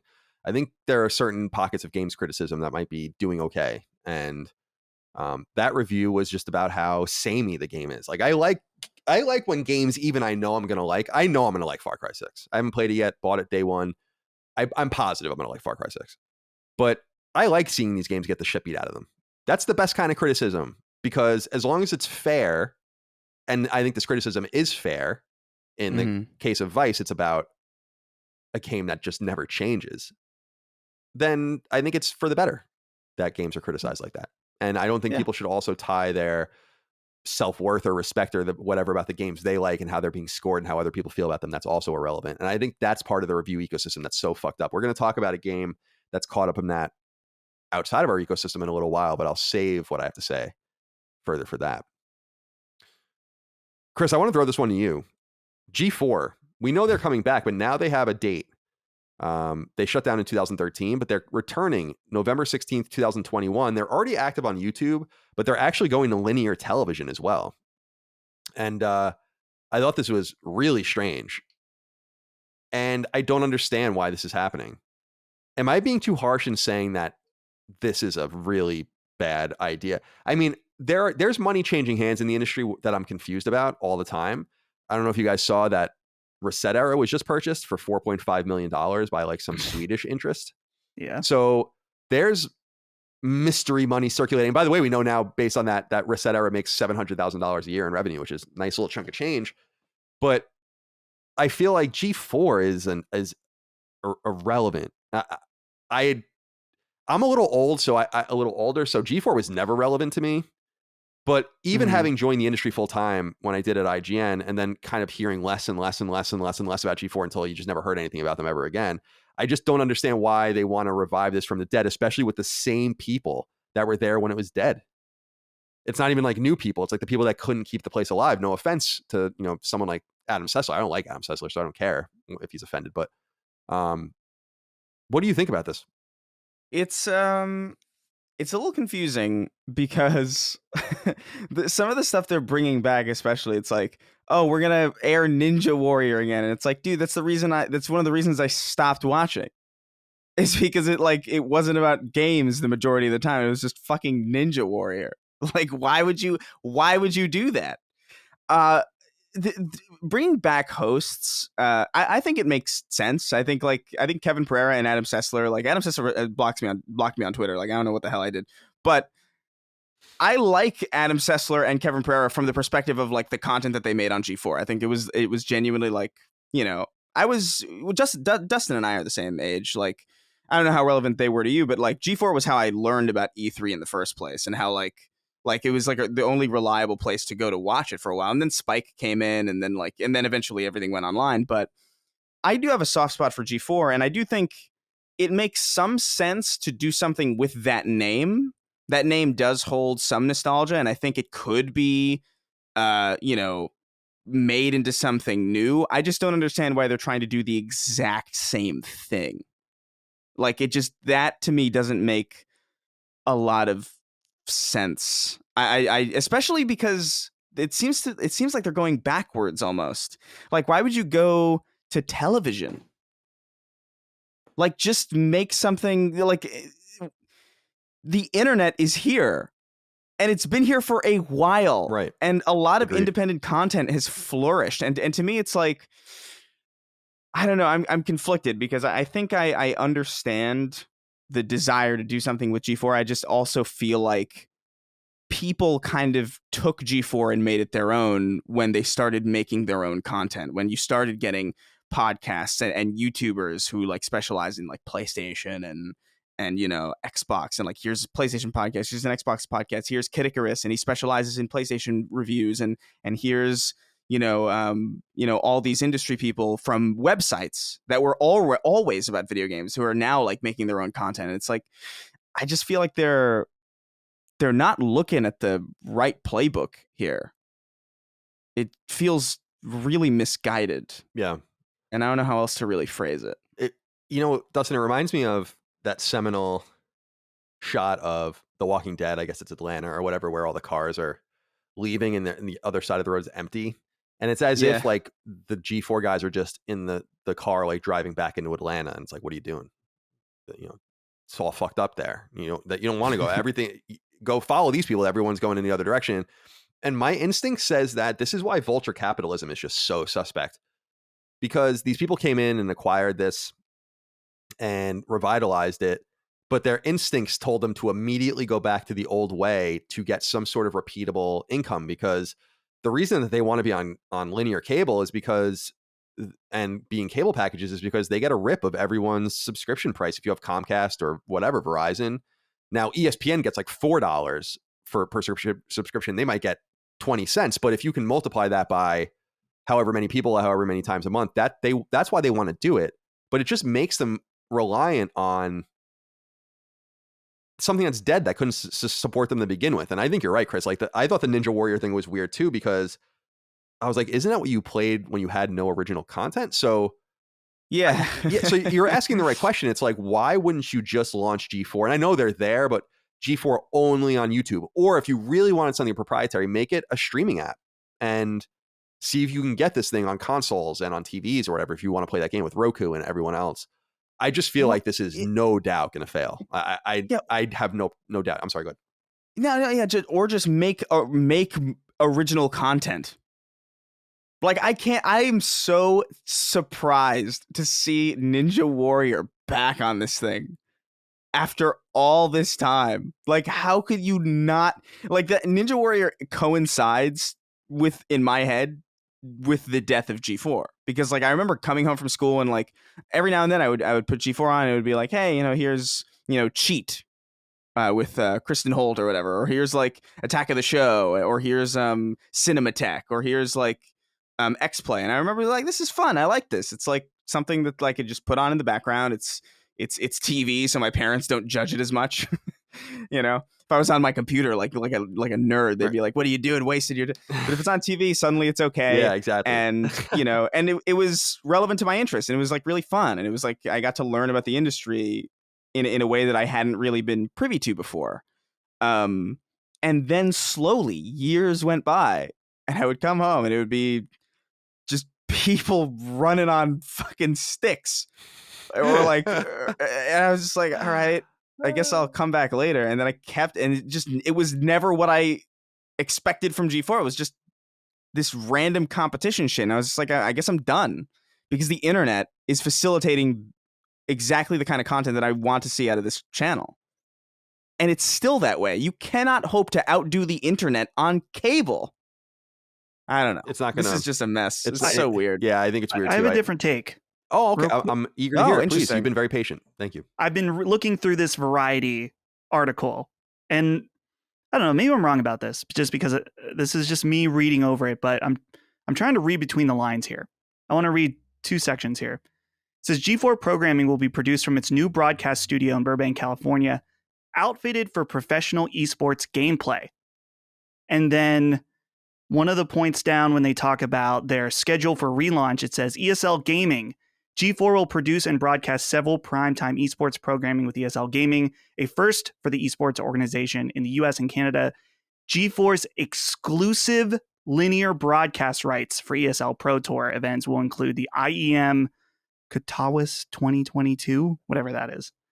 So I think that you guys are right about some of their standard gaming content, but I would imagine that there are people that are looking at the rise of esports, seeing that it's included on ESPN and potentially having some success, and thinking, we probably can't do an esports dedicated channel, but what if we did try to give esports a home on whatever they said, linear broadcast, right?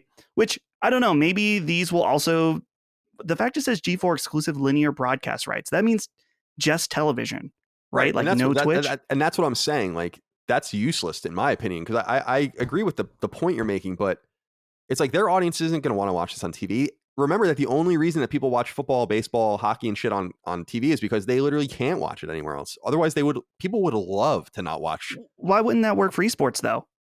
Because I'm saying it would go in the same direction where esports, everyone wants to watch it on a computer and they can. What I'm saying is that if I want to watch the Jets, I have 3 options. I can be on Long Island where it's on TV. I can have Sunday Ticket, which I do, so I can watch it out of market, or I can pirate it. Right. And like those are the 3 options, but they're on an app or a TV. There is no online option.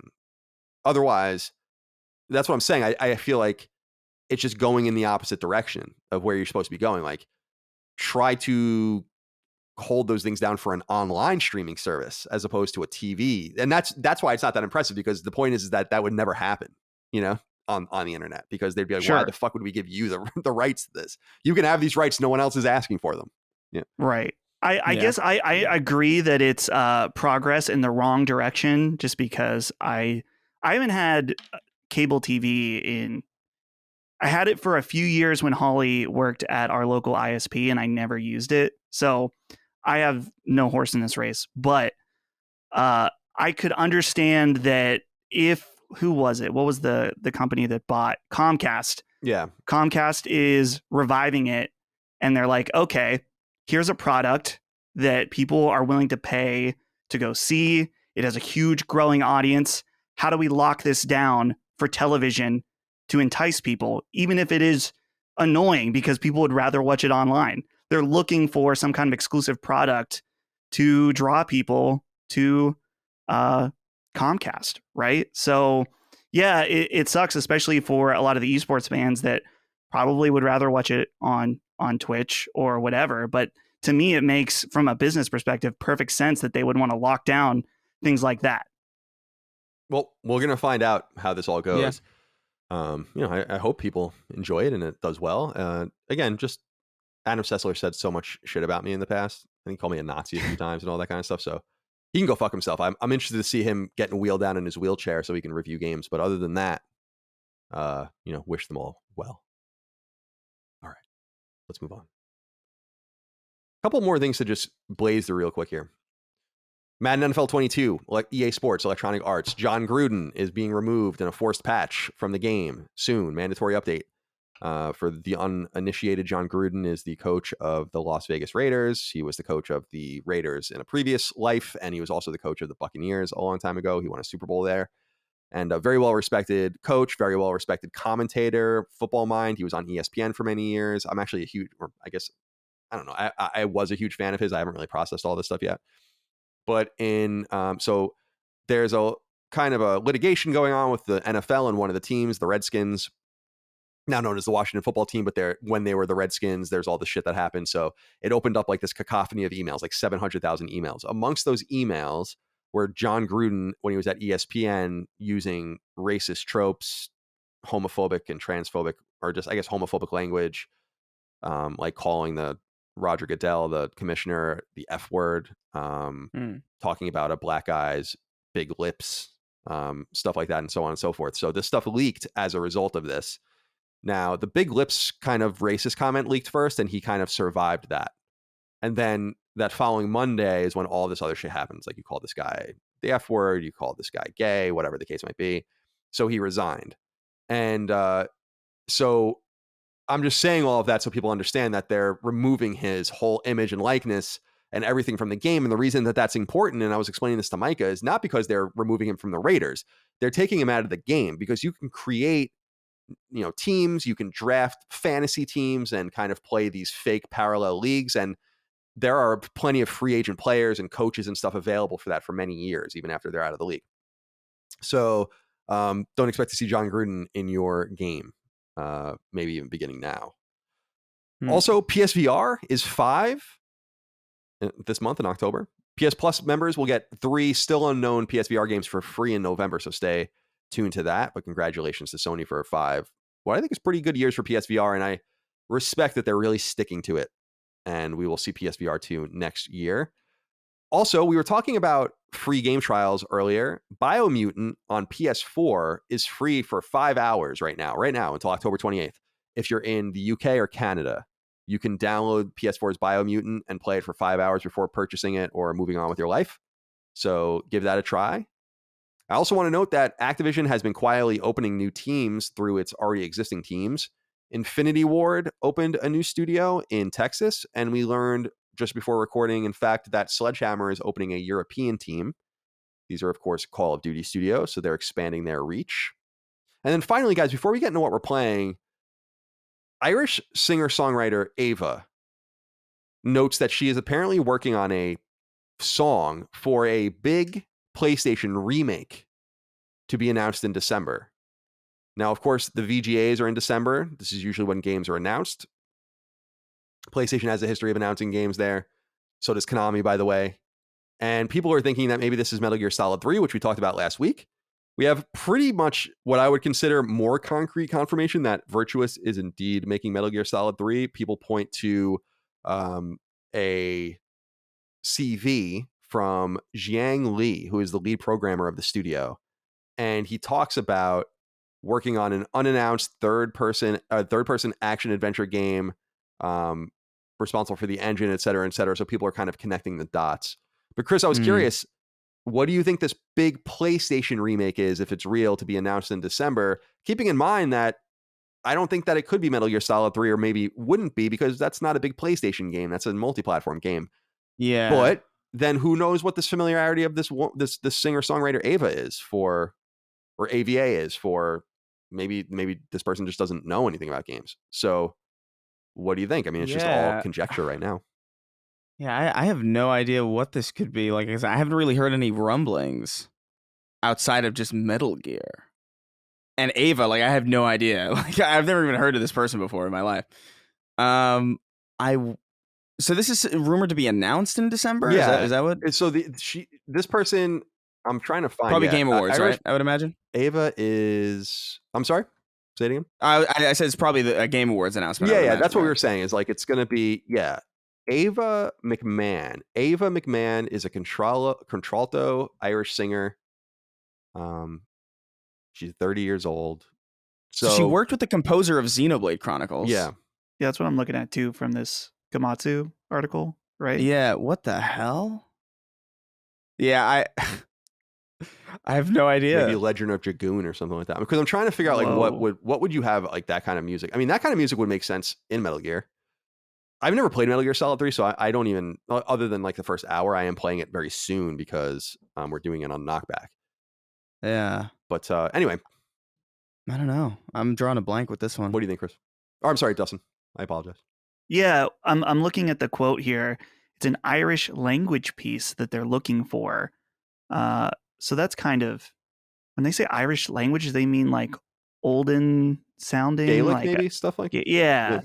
That would point me to something more fantasy, like a Xenogears or something. I don't know much about that series, but there seems to be some connection there. But really, I'm not sure that could be plugged in a lot of places. So I'm excited. I feel like Game Awards this year, there's already seems to be some anticipation around some of the announcements. It's exciting. Well, I think that we're starting to see like a declogging of the pipe a little bit. And so now people are kind of getting ready to say, like, okay, we can at least talk now a little more. So that's nice. We'll see that soon. That's in December. Halloween is scary enough without your out-of-control body hair frightening everyone around you.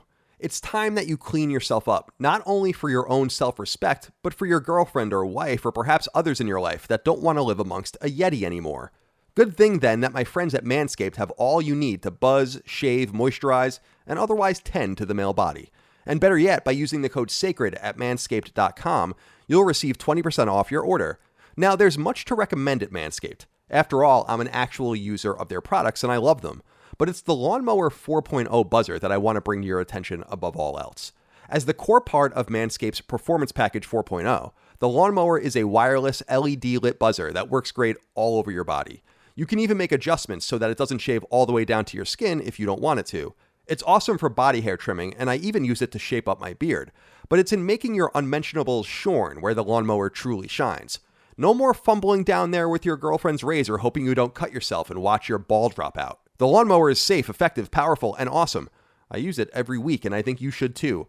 Of course, the Performance Package likewise comes with an ear and nose hair trimmer that I'm somewhat depressed to tell you also works. Depressing only because it means I'm getting old enough to have ear and nose hair. There are lotions and deodorants too, and you can also make a la carte choices to your heart's content. Geez, you can even get some nail clippers so you can stop looking like a coke addict. All in all, Manscaped rules, and you should check it out. To get 20% off your order with free shipping, use the code SACRED at manscaped.com. That's 20% off your order with the code SACRED at manscaped.com. Say trick or treat to your beautiful new Halloweeny with Manscaped. All right, let's get into what we're playing, and I want to begin just by virtue of the games we're playing. I'm going to begin with you, Dustin. Sure.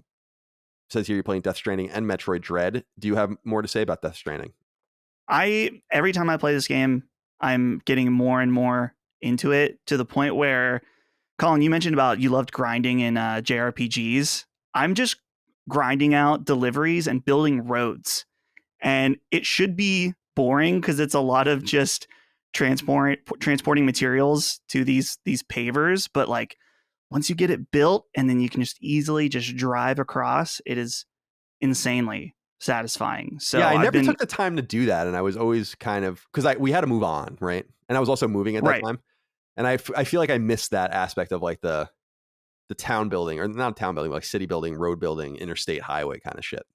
Yeah, that's been, I think, the biggest thing, and the last point I'll make, since I talked about it extensively last week, is just that I felt pressured, not from anyone but myself, to finish Death Stranding quickly because I was afraid of spoilers and I knew I'd have to edit the spoiler cast. And so this time, just like really diving in and like getting into all the different unique ways that you can use some of the tools in the game has made it so even more enjoyable than before. So yeah, I highly recommend that still. The director's cut, very good.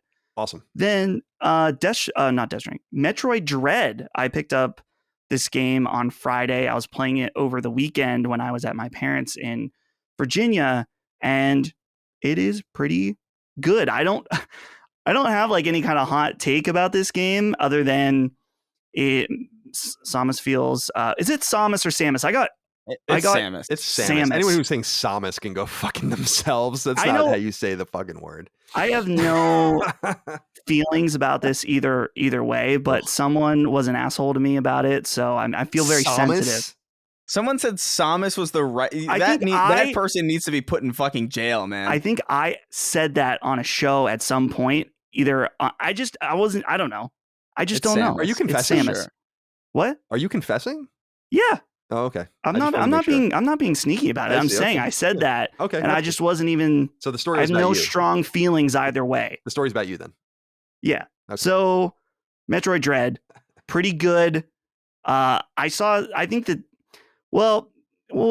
let's get into Corey's question because I think that will kind of guide some of the thoughts I have. Well, this goes into what I was just saying, and it's more of a microcosm of it, but I'm saying like when something comes out, everyone's like, yeah. And then quickly things start declining. And I noticed that so rapidly with Metroid Dread, which just came out, right? Mm. And so Corey Ramon wrote into us. Corey Ramon. He says, "Hi, gents. I wonder if I can ask your opinions on what you perceive as truly being worth £60 in his case. This week, Metroid Dread came out, and although it has received generally favorable reviews, there have been a lot of talk about whether it's worth £60. A lot of people believe it to be worth £30 instead, and they think this is due to the lack of complicated mechanics, lack of truly expensive environments with static backgrounds opted instead of questionable AI. Jaffe has also been on the attack, stating that the game has really poor level design as well. How is it that a 2D side-scroller like Metroid can be worth £60 but outrage over something like Returnal? A far more visually and mechanically impressive game for £70 is seen as the end of the world. Is this Nintendo bias again? A far more visually impressive title like Ori in the same 2D vein as Metroid launched for £30. Keep on doing, you lads. Obviously, Corey, you're in the UK. We appreciate that. I just want to convert these. We'll just talk about dollars for our purposes, $30 and $60. £30 and £60 and $30 and $60 are not the same. You guys are definitely paying more for your games over there, no doubt. I really get annoyed at these conversations. Me too. Mhm. I bet you Metroid is worth $60. Just because it's a 2D game doesn't mean it's, or, side scroller, it's not 2D, but a side scrolling game doesn't mean that it's not necessarily worth $60 any more than a game running on Unreal makes it worth $60. And I think it's about your enjoyment. What are you getting out of it? It ties back into all the conversations we have about time and money and bandwidth. Do you feel like you got $60 out of Metroid? Then it was worth $60. And you can't really just put a concrete number on and be like, everyone's going to be okay with this number, which is why I think it's good that AAA games just kind of all cost the same. And exploring that space is up to every individual publisher and developer. But Dustin, I am curious what you make of this persistent and what I think is now a pernicious argument surrounding this game. And it's caused some drama. And is it Nintendo bias? I don't think so. I think it's people have to kind of wrap their minds around. We have a very high quality first party and second party output in PlayStation these days. It's true. But I would love to see a game like Metroid Prime, or I'm sorry, Metroid Dread come out of a first or second party team. That'd be awesome. Right. Yeah. To me, it's just like, it's what you said. Value is in the eye of the beholder. You know how much the new Far Cry is worth to me? $0. It's not worth anything to me because I don't think I would enjoy that game based on the history. It's no problem. I know a lot of people love that game. I'm sure it's a finely crafted game, but it's not worth anything to me. And I don't mean that in any offensive way. So Metroid Dread may not be worth $60 to a lot of people. That's fine. But when you start to get into like, oh, well, it's 2D or the graphics aren't quite as good, that's just stupid, like straight up to me, because there's so much more to a game than how it looks or what genre it is. Like, clearly, if you think that, then you haven't been playing enough types of games to realize that. So this conversation to me over this past week has been very annoying. And I think that also this comes back to reviews and games, how not only are they like bad for the people reviewing them and stuff like that, but part of this conversation has come down to the fact that Metroid Dread, I think, reviewed higher than people expected. And so now the conversation is around like, well, were the reviewers really right? We saw that with Deathloop. And I think that specifically was attributed to IGN and GameSpot's review, which those reviewers are entitled to their opinion. It's not like, we've talked about this too, it's not the IGN company-wide, everyone says this game is a 10, right? That reviewer gave it a 10.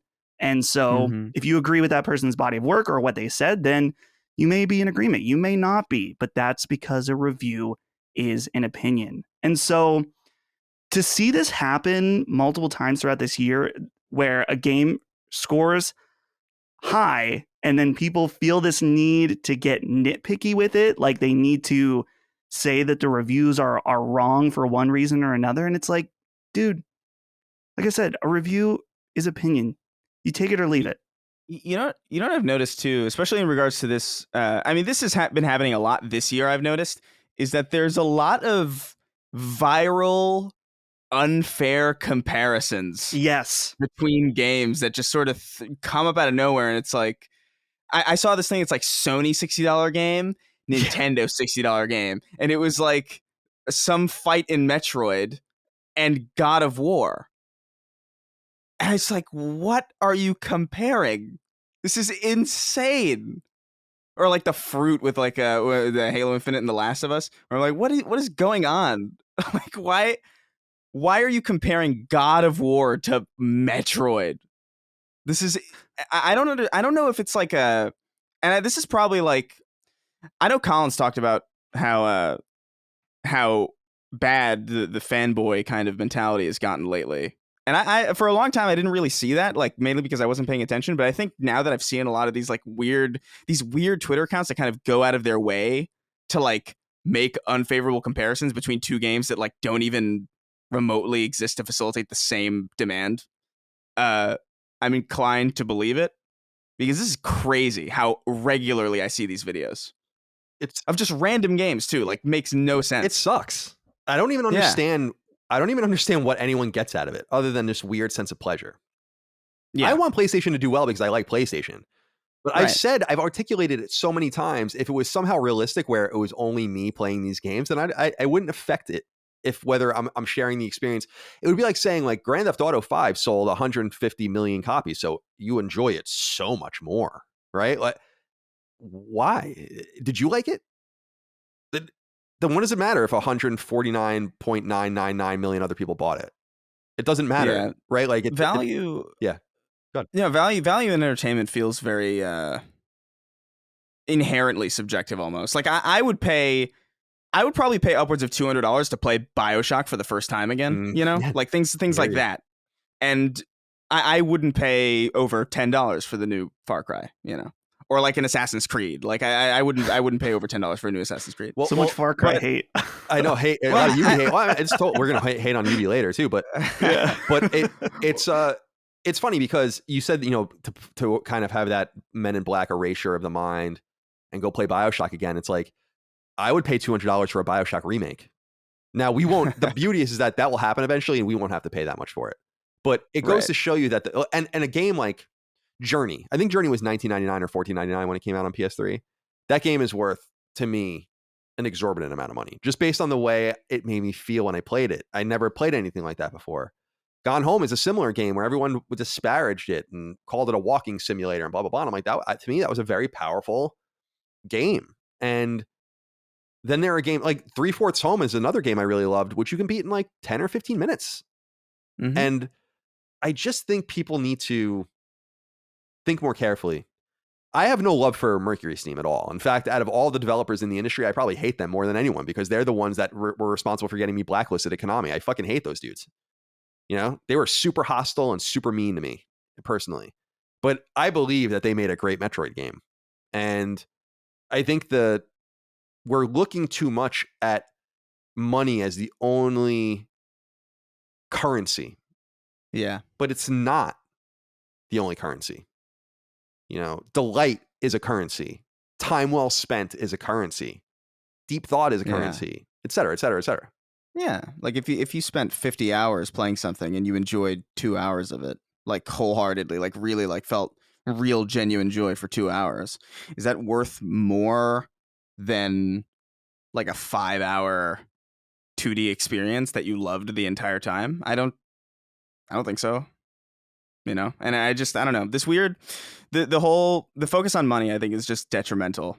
Like there are situations where I think you should bring it up, and I think those kinds of moments in time are pretty obvious. Like if someone's like, hey, you want to pay like $70 for a battle royale game with one map or whatever, it's like, all right, well, there's a conversation to be had there. It's like, all right, well, but it's not even less.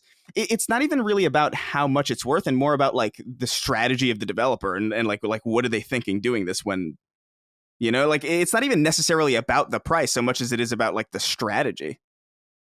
I don't know. It's just a weird conversation. I agree. It's like the fights you see in corporate boardrooms or something, but like with people that have no money invested. Yeah. Right? Like I don't understand. Yeah, like, what do you have invested in this? Like literally or figuratively? I literally have money invested in Microsoft, and I figuratively don't give a shit.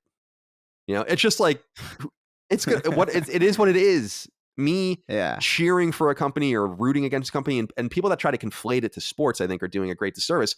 Specifically because sports fandoms are out of control too. So I wouldn't necessarily look at that and be like, well, they do it in sports.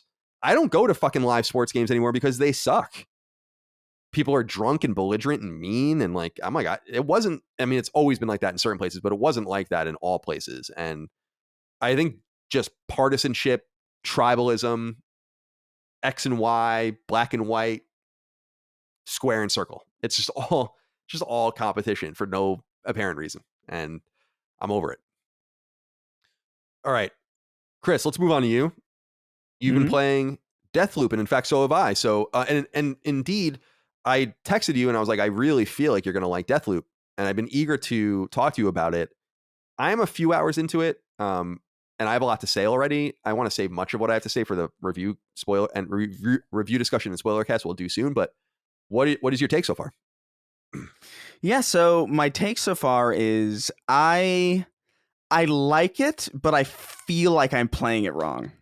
Like I feel like the game's giving me a lot of things to focus on, and it kind of happens all at once. It feels like periodically there'll be like, it's almost like a tutorialization of like the main menu that happens like a couple times, like first at the beginning of your first day, and then like at the end of the first loop or whatever. It just has this weird like, this is how you set the time, and this is how you. It's like, oh my god, all right. Like I'm sorry, like I don't know why things like that overwhelm me, but they do for some reason. But I enjoy the moment to moment, like going to my objective and like kind of finding different routes and disposing of enemies in like different ways, and actually playing the game is like really enjoyable. Like I really enjoy my time going through it. I think the world is really interesting. I think it plays really well. Sorry, I'm sorry, keep going. I got to go get the door. I don't know. Oh yeah, keep going. No worries. Yeah, I'm having a good time with like the different types of weapons that I'm finding, but it's confusing me a little bit because there are certain things that I'm programmed into thinking that from other games that I've played that are kind of like it that are not true. Like I remember like I unlocked the blink ability, right? Yeah. And then but I unlocked the blink ability at the end of the first loop, and then I started the loop again and it was gone. And I was like, oh, okay. Right. It's one of these. I'm not thinking about it in terms of like roguelike because it's an FPS and I just haven't really thought about it like that. I usually think it's like, oh, I unlock something, I have it, you know? Right. Or at least I can stow it away for later. And getting over that kind of dissonance in my head where it's hard for me to reconcile FPS and roguelike in a way that isn't frustrating. Like because I remember like when I started the loop again and I didn't have my blink ability, I was frustrated. I understood why, and I understood the reasons, and I understood, okay, this is a roguelike. In my head, I have to connect FPS to roguelike in this weird mental connection thing. But I was still annoyed. But not in like a way that made the game bad or unfun. I think I just have like mental connections that I have to like really hardwire. Yeah. Because I have never played, as far as I know, a roguelike FPS in this way. So does that make sense? Yeah. Here's something very interesting that you said this, and it made me remember. I think that this game has a critical flaw because I've heard many people with your experience and I'd have to go back and replay this section, but I guess this is a very light spoiler, but you do this mission early on where you unlock the ability to save things across loops. Mm-hmm. And so have you done that? Have you done that yet? Not yet. I just finished my first loop, and I because I started it a couple weeks ago, but then I was like, I got sidetracked by a lot of stuff, and I decided to go from the beginning again, like yesterday. So I'm like still early on, but I haven't gotten. I assume it's like whatever. Is that what it is? I can't remember. Residuum, honestly. Whatever. It's not a residuum. Yeah, residuum. Yeah, and right. I just. By the way, just to butt in, I just got past that point. Yeah. I haven't gotten that yet. So like I started the loop again and I lost everything, and it was frustrating to me. I was just explaining, but like it's hard for me to. And you weren't here when I was explaining this, but it's hard to reconcile for me sometimes the fact that it's a roguelike and an FPS because I haven't played anything like it. But I am having fun. Like the combat feels good. Like the weapons feel fun. I especially like those like charged like pipe. What kind of, the nail gun, pneumatic gun thing that you could like stealth around with. I like the load mechanic or the load animation for it too, because he like dumps a bunch of nails into the top of it. Yeah. It's got a lot of style and a lot of charm. I like the aesthetic. I like the atmosphere. I like the way that Colt and Juliana banter, which is nice, because in the beginning I remember being kind of annoyed by it. I was like, it's one of these where they're just not going to shut up the whole time. But they're actually like really fun characters to listen to. And it's a game that I'm slowly coming around to as I learn more about it. But at the same time, the more I learn about it and the more I like it, the more I feel I'm missing. Because I feel like there's so much here. There's more here than I expected, I think. It's a more complicated game than I think a lot of people are giving it credit for. Granted, I'm really early on, so that could change entirely by the end of it. But I think I like this a lot right now. I'm finding a lot of reasons to kind of explore. Like there's this mechanic where you can go, forward in time, or like you can wait an afternoon or something. And I remember seeing these people digging in a tunnel or whatever, and they were looking for something. And I killed them in my first playthrough. And then when I learned about it, I went back at night and that tunnel didn't exist because I killed them. Right. And then I was like, oh, I wonder if I don't kill them, will the tunnel be there? Like, and I'm starting to think about this, and that might not even be in the game, but I'm starting to think about it like this, as if this was a real place. And that's really trippy. Like, I haven't had a game do that to me in a very, very long time, where I'm like convinced of certain things that, like, oh, there's no way a developer would have put this in. But I feel like that is in there, and that's insane. It's a complicated game. I got to get more into it, but my gut is telling me that I'm liking this, even if I feel a bit stupid right now, because I feel like there's a lot of things I'm not grasping. I think that's my major complaint about it so far, being just a little bit further than you, is just I wish the game would just shut up and get out of my way already. It just constantly, there's just like, do this on the screen, then do this, then do this. You just unlock this, and now you do this. And I was like, you have such a fun game here. Can't you boil this down a little bit better to communicate the information, the vital information necessary? Like, why am I going through multiple loops before I can like save things on my loop? Right? Like, why are you? It's just like, it should be more Returnal like, where it tells you a little less and you figure out a little bit more. Maybe we're a little spoiled, because I think Returnal is certainly the superior game when it comes to, its roguelike mechanics and kind of its stickiness. But I've heard this complaint that the game is, in fact, once you get a hang of it, too easy. And James Derrickson wrote in and said, "Hey, DC Squared, I recently achieved my 50th Platinum Trophy, Deathloop, and I have to say that the list is damn near perfect. It is not collectible or difficulty-based. It forces you to master the game's systems and approach the visionaries in unorthodox ways. I have seen numerous comments of people saying the game is too easy, so it's clear none of them went for the Platinum. For me, this game became truly great once I started digging into that trophy list. Most of them are quite challenging. Our game is missing out on some of the best aspects of games by not participating in the trophy hunt." And he says, "Can you think of any other instances?" No, this is one. When I was looking at the trophy list, I was both annoyed and pleasantly surprised, because it is one of those things where, like, do this way, do this way, do this way. And none of it is missable because you can just replay the loops over and over again. It's funny because I will say this about Arcane. They really do have a feel and a look. And that's not something a lot of studios have. And I got to give it up to them. There's a clear lineage between Dishonored, Prey, and this game. And even though they're bouncing out of two different studios, one in Texas and one in France, this one's out of Lyon. Or I'm sorry, if we're in the United States, Lyon. Then I must really show some appreciation for that. Because everything about Dishonored and Prey made me want to play them, except for playing them. I just didn't enjoy them. But like everything about them, like the idea behind them, the mechanics, the look. What I was so happy with Deathloop was it was the first time I've really played an Arcane game where I'm like, I want to stay with this. And I just wish it would shut the fuck up. That's like my only complaint. It just talks so much. And I'm not even talking about Colt and Juliana. I'm talking about the game itself.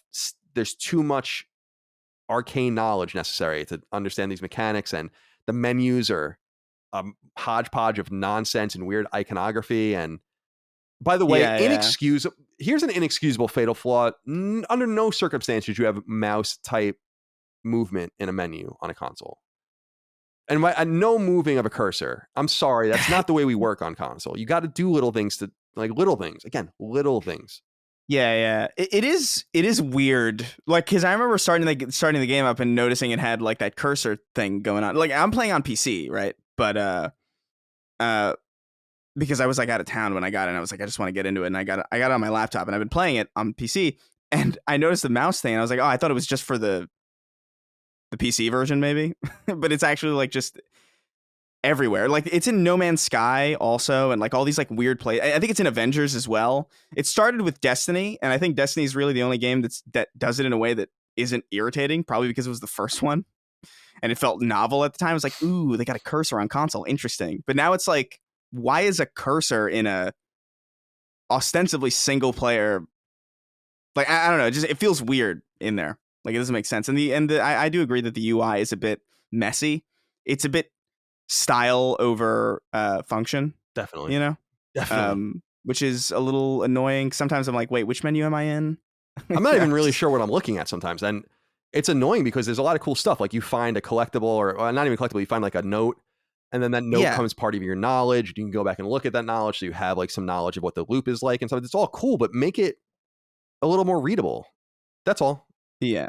I do appreciate Arcane a lot though. Like Prey is a game that I couldn't get through. I couldn't finish it. I got stuck and I was like, oh man, I'm so lost. And then I had to move on to other things, but I love like the feel and just like the complexity of Prey. And this is, I feel kind of similar, where I feel like the more I sink my teeth into this game, the more I'm going to like it. And it makes me want to know more about it, which is more than I can say for a lot of games that I play. Like sometimes I'll play a game and I just want to get to the end, you know, or like maybe it's fun to play, but I don't delve into like, oh, the crafting system or like the alchemy system in Skyrim. Like I gave a shit.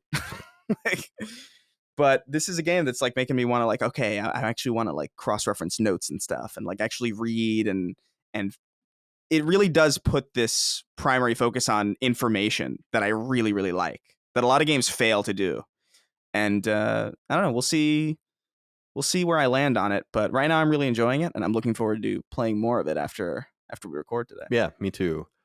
And I will say, just to reiterate, beautiful game, and it's just so cool to see games running at this high frame rate and resolution. It just looks so good. And totally a believer, as I've been saying many times now. The other game I'm playing still is Castlevania Advanced Collection, and Dylan Paulson wrote in and said, "Greetings, gents. In relation to the last few weeks when a few of Colin's favorite games were released, Castlevania and ActRaiser, do you guys feel the need to not rush through a game because you're enjoying it so much? This happened to me with Crash Team Racing and Control. Both games I didn't want to end, so I held off playing for days or weeks at a time. Thanks for the insight and keep fucking that chicken." You will, Dylan. Thank you. Yeah, I feel that way right now about Castlevania Advanced Collection. I'm slowly working my way through Circle of the Moon. Is it Curse of the Moon? I can't remember because one of them is the Circle of the Moon. I think it is. Curse of the Moon is the Bloodstain copy. But it's sad to know that we're gonna get through, or I'm gonna get through this game, and then there's gonna be two more, and then there's gonna be one more, and then they're gonna be gone, and I'm gonna have to go back to the doldrums of modernity once more. So I am slow burning it, and I kind of did the same thing with ActRaiser for a little while until I realized that they just added so much to that game. But yeah, it happens to me pretty often. I get sad when a game I really like is over, and so I'm really trying to slow burn Castlevania. What did you say? I felt that way with Doom Eternal. Like I was like, man, I finished it. And I was like, I want more of this. I'm happy for Dylan though that he was able to enjoy his time with Crash Team Racing. Yeah, you made a bet. You cashed it though. I did. All right. Let's get into the other pieces of news here, big pieces of news that we should talk about maybe a little more extensively. We'll begin with number one. And I'm not seeing this story reported in many places, but I think it's important. Sony has quietly made a key hire that might not sound glamorous important to we, the hardcore, but that's nonetheless a vital piece of the puzzle for the brand's future. They've poached Nicola Sebastiani from Apple. This is a major coup for Sony because Nicola Sebastiani was, since 2018, the head of content for Apple Arcade, Apple's vibrant and quite successful mobile game subscription service. And hiring him away from Apple, Sony is clearly looking to further buttress its mobile offerings under the PlayStation Studios header. Indeed, he's now a VP at PlayStation and the head of mobile. For now, Sony's specific plans with mobile are unclear, apart from Jim Ryan noting that this is the first PlayStation Studios endorsed mobile games, or I'm sorry, that the first PlayStation Studios endorsed mobile games will be coming, quote unquote, sooner than we think, in an interview some months ago. But Sebastiani, who was at Apple since 2013, always in a high-level position, previously worked at Ubisoft and indeed has a ton of credits as a UB project manager during the PS3 era. Otherwise, we have to tip our cap to website Push Square for alerting everyone to this hiring, one that apparently happened in July and was only revealed because of a change to Sebastiani's LinkedIn profile. That Sony didn't announce this hiring itself is strange, especially with the first of what maybe many mobile games using PlayStation IP coming to market in the coming months with Wipeout Rush. Still talking to them behind the scenes, by the way, at Wipeout Rush to talk about the game on Sacred Symbols Plus. Hopefully that will happen soon. Dustin, I saw this and it's being reported in games industry and VGC and more hardcore places, but was surprised to not see this being discussed more fervently in more hardcore PlayStation spaces. I understand that we don't inherently like mobile games and these games might not work out, but nonetheless, Sony is clearly making an investment. In order to poach someone from Apple, the buy must have been substantial. And I will say, I'm not a gamer on my iPhone, but Apple Arcade is by all accounts a massive success. So I wonder what you make of this hire. It's interesting just because we're seeing the two sides of this, that they're clearly wanting to invest in mobile with this, most likely very expensive poach. But at the same time, we talked about their treatment of this Wipeout game where it was like not acknowledged, not on the PlayStation YouTube channel. In fact, I think at least at the time when we were recording, it was only available on IGN's YouTube channel, that trailer, which was just really odd. So clearly there is something to mobile. And I think that last time we talked about mobile, I mentioned that the space is changing quite significantly with something like Apple Arcade, especially. And we see controller support on these devices. They're also extremely powerful. Stuff like the iPad. Well, I guess either the iPad or the iPhone both have like incredibly strong chips that can. I'd be curious, someone who knows spec stuff, like how does the iPhone 13 Pro or the M1 iPad compare to like a PlayStation 4? Like how close can they get? So things are changing significantly. So clearly Sony sees something in that. They saw the success of Apple Arcade. It'll be interesting to see how they tie together. Well, I guess the only thing they have announced right now is Wipeout. So maybe Wipeout's a game that was caught on the in-between of the old mobile initiative and this new one. What I'm pleased about with this, Chris, is kind of what, and this is me reading between the lines because we have a deficit of knowledge right now about what's going on with this hire. But I was pleased that Sebastiani was the head of content. In other words, he wasn't the head of the monetizing systems. He wasn't the head of features or anything like that. He was dealing with content. He was getting games. And I think that's pretty key because it means that he has all of the pertinent and necessary relationships to bring to bear for Sony in the mobile space. He knows the who's who, and I don't know who's who. I know like Supercell and shit like that, but I don't know like who's making the great Apple Arcade games that people are really like digging. And right, he knows. And so I think they're getting someone with a lot of product management knowledge, connections, and we have to see what the fruit born out of this is. But I think Dustin's absolutely right too, that why aren't they talking about Wipeout? This is one of the great reasons why I want them to come on the show and talk about it with us, because I feel like that's intentional. So what do you make of this hire? Do you think that this is something promising for PlayStation Studios? I mean, it depends on how much you care about mobile, you know? Like I don't know if this really, like, does this matter to me? No. But like, I assume this is probably a good get on PlayStation's perspective, just if they're really trying to take mobile seriously. There is something to be said about the fact that, like, you know, Wipeout is being ignored, and the fact that that's probably in some ways a little deliberate. But I do think I'm a little confused at because he has relationships with a lot of mobile game developers, and presumably he knows like who's who. He knows like where the talent is. He knows like what people care about, like what people are you know, playing and all that information. But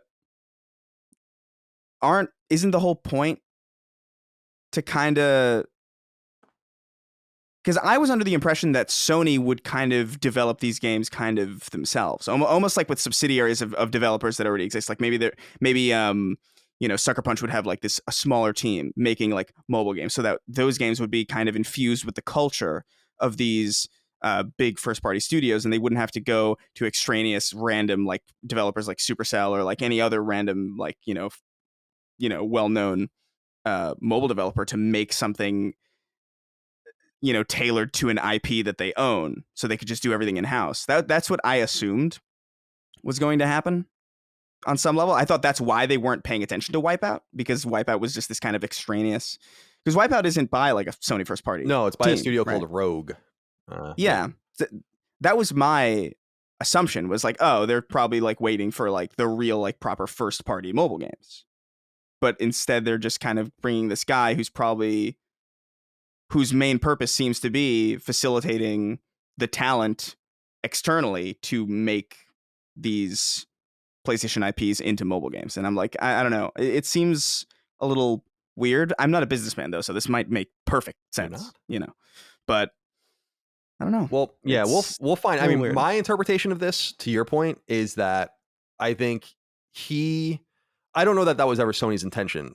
It would be cool if they did something like that. I think the only team that has some sort of mobile initiative was Insomniac. I don't know if that's still a thing, but I think they even made a couple games for mobile. They were dicking around with a lot of like skunk work type stuff. Yeah, but that's why I kind of assumed, because like we talked about how like Insomniac was kind of the model studio for PlayStation, and how it was like, hey, they have this like subsidiary of like people working on like VR stuff, and like, hey, here they have this like weird mobile division, and that's the company that seems to be putting out the most quality stuff more regularly. So like my assumption was just, and granted, this is just an assumption. Yeah, like they never went out and said anything about this. Yeah, but I think it's a fair one. It's an interesting get. I think it's a fair assumption. My assumption is that he's now going to be there with a pocketbook and the IP, and now he hunts with who makes the sense in his Rolodex with the IP that he now has, his hands on. Because it's interesting, because at Apple there is no IP. They're getting other people's games. With this, it's like, okay, now go get games. And how exciting would it be for a studio to be like, very similar to what Konami is doing in Japan, where it's like, here's all of our IP, you can pitch us. Maybe Sony does this in a much smaller and more private way, but I'm sure there are plenty of teams that would make a good game for X, Y, or Z on mobile. And you had said, is it for me? And you said that for yourself, and it's not. And I don't think it's for me either, but I must say that because of our affinity for PlayStation, and of course my own kind of indoctrination into trophies and into the ecosystem, I'm open to being sold on some of these games. That's why I'm a little curious about Wipeout, because even if it's nothing, you would think you would say things like, oh yeah, it'll have trophies and all that. That's why I'm a little wary of it myself. Yeah. But then it begs the question, why would you let the cart go before the horse? If you're not ready, then don't do anything. So I don't know. I digress. Let's get into this next one. This happened right after last week's show, but it's very important information. Number 2, the rumors are not surprisingly true. Toshihiro Nagoshi has officially departed Sega-owned studio Ryu Ga Gotoku, the team behind the publisher's increasingly popular Yakuza franchise.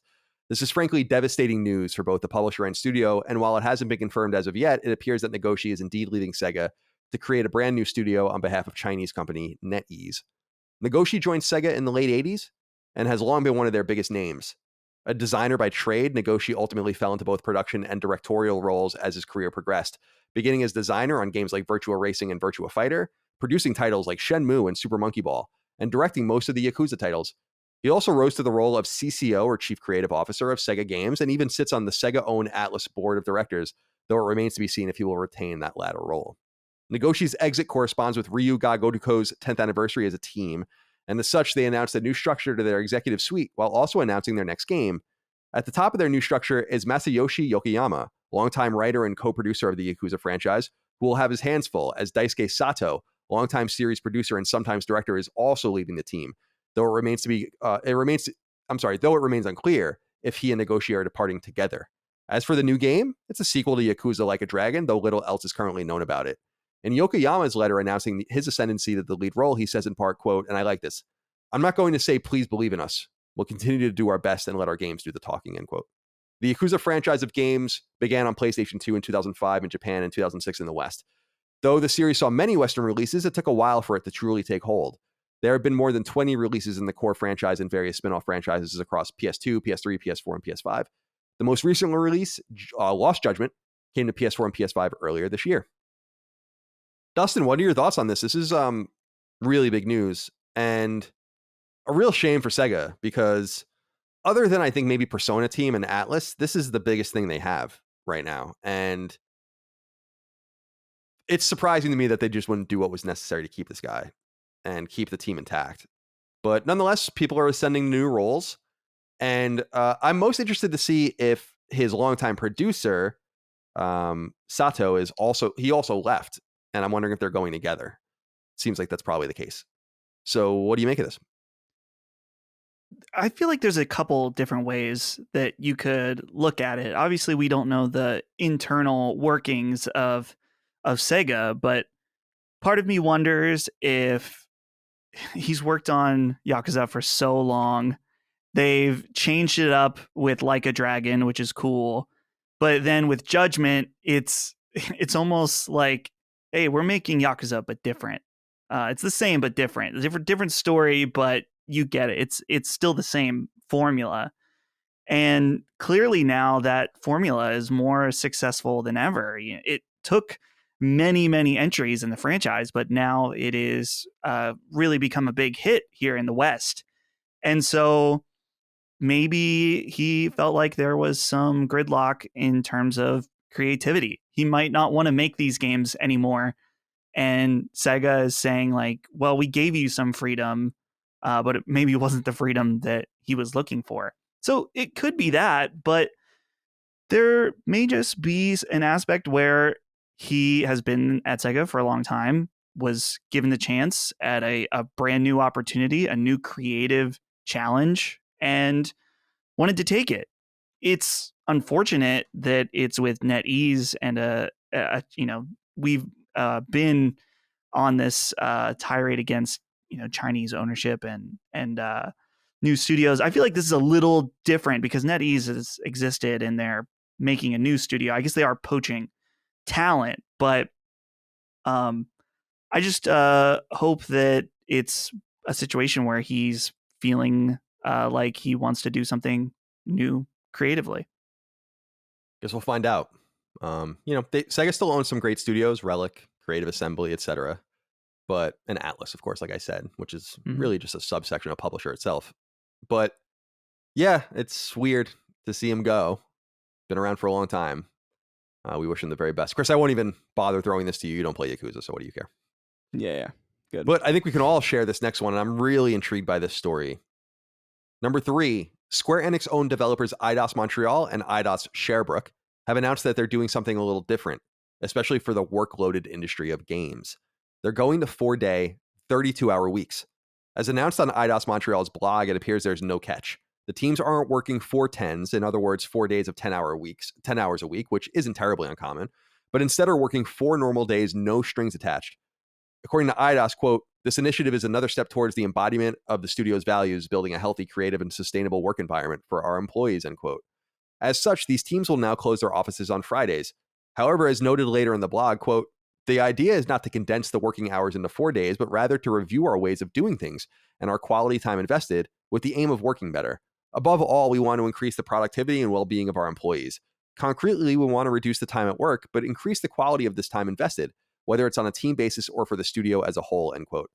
Eidos Montreal, best known for its contributions to the Deus Ex franchise beginning with 2011's Human Revolution on PS3, also launched the Thief remake on PS3 and PS4 in 2014, and is on the verge of releasing Guardians of the Galaxy on both PS4 and PS5. It's clear that that game wasn't made under these new terms, so we can't yet judge the outcome of this plan, while Eidos Sherbrooke is an internal support team that doesn't make its own games, period. However, this could be a key move in an industry playing around with labor standards. Studios like Motion Twin, the team behind Dead Cells, is entirely worker-owned, while Microsoft-owned Moon Studios, the guys behind Ori, work completely remotely. Unionization is also taking root, with the head of Microsoft-owned Team Undead Labs, who recently left that studio, outright supporting the unionization of AAA studios. This, of course, also acts as a great piece of PR for Square Enix, though it's perhaps unfair to read that into this initiative. I am really intrigued by this, because although I say the art of making games requires lots of work, and that I think that it's going to be really hard to keep creative people away from their desks and their projects. It's worth wondering what a world looks like where people work less. And as Dustin will say, specifically because, he's a full-time employee of mine, our goal is to work as little as possible.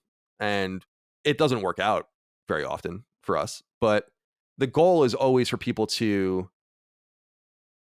make their own schedules, their own timelines, as long as things are, as long as we hit our. So in other words, Dustin can work in the middle of the night for all I care, as long as the things get done on time.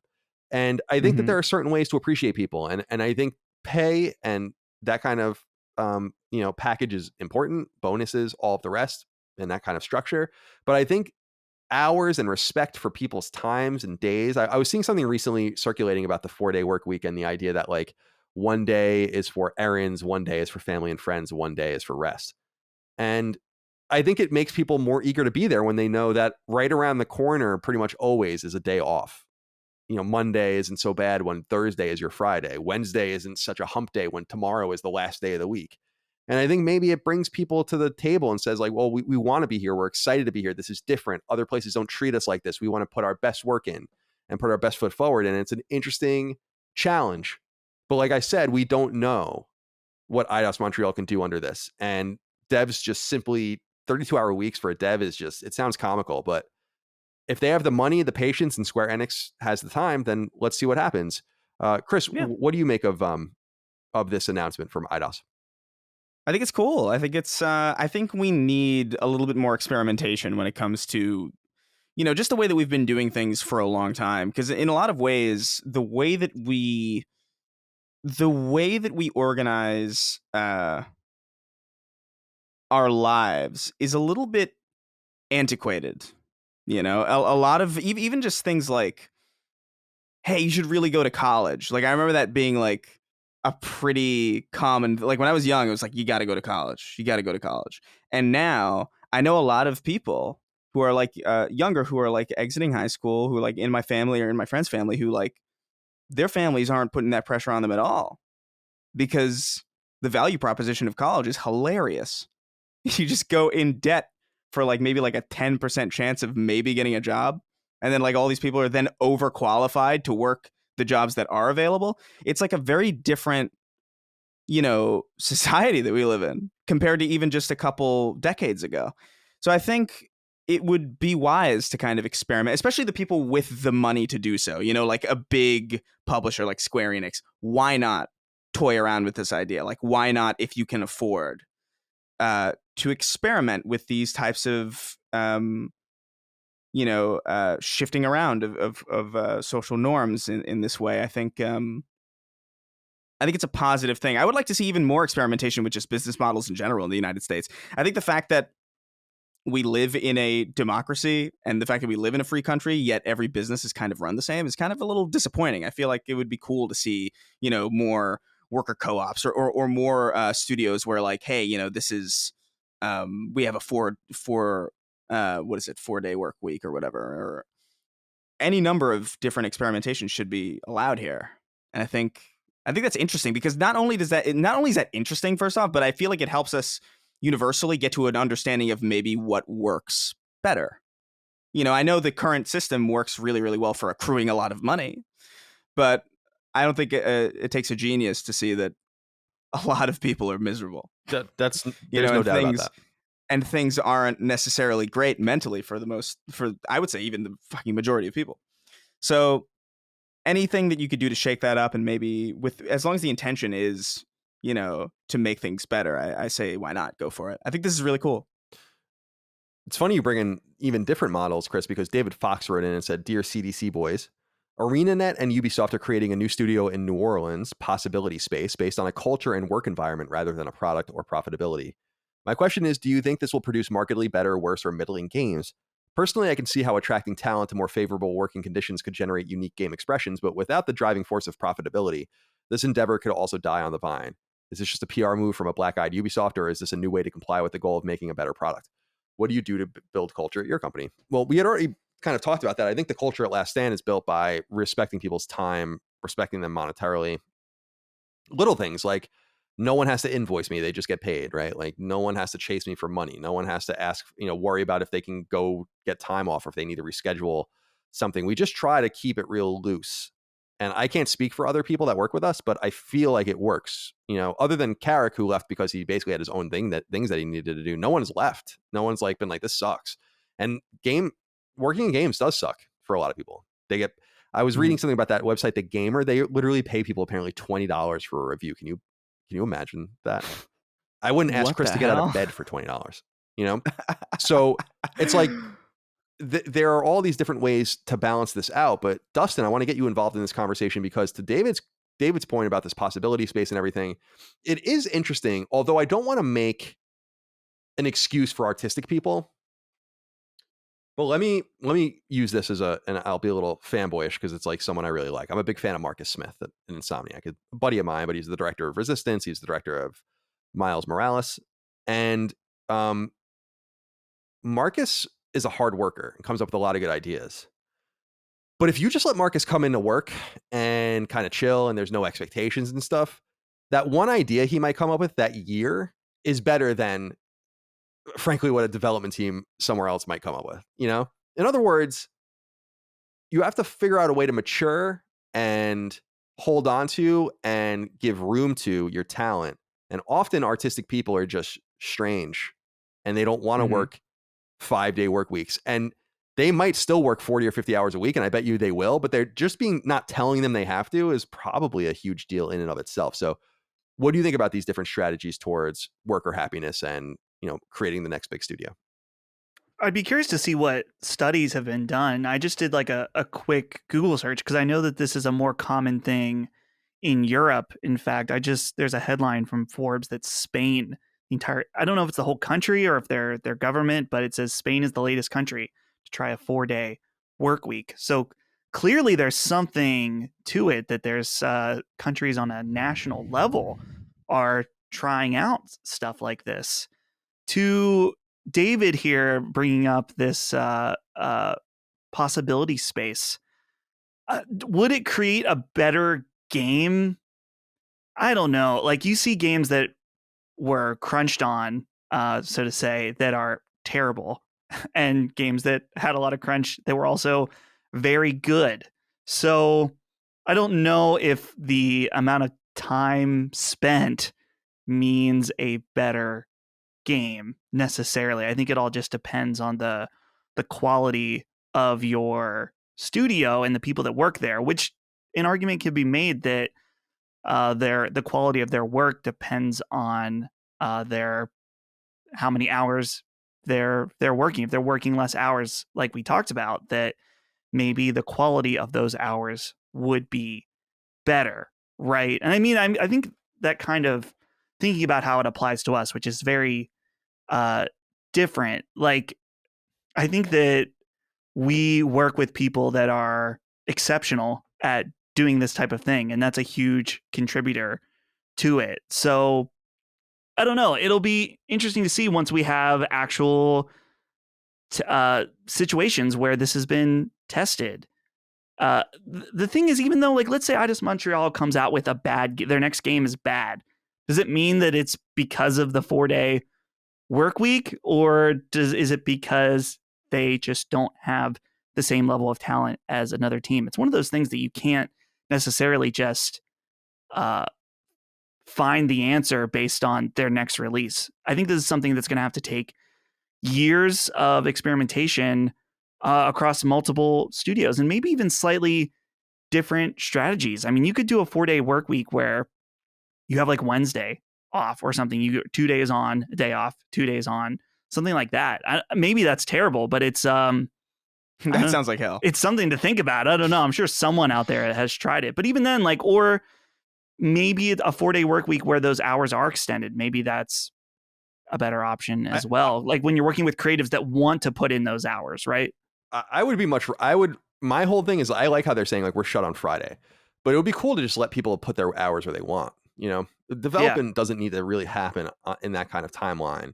And like for me personally, I think it would be cool to work Monday, Tuesday, Thursday, Friday, have that Wednesday off, just like split the week in two. I would dig that. But I feel, I used the term skunkworks before, and that is a term from, I think it's Lockheed Martin, but it's a term that means a place that's kind of secretive and closed off and funded, and then they just make shit.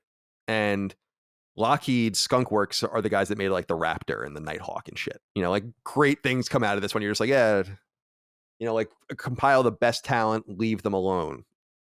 And I don't know that that's possible for smaller entities like Focus Home or something, but it would be cool for Sony to say like, we have PlayStation Skunkworks. Now they kind of do have something like this. I mean, with ICE, which is the initiative for the Common Engine, and XDev and all of that, but it would be cool to say like, we have dudes that just fuck around, and we're going to officially tag it some name.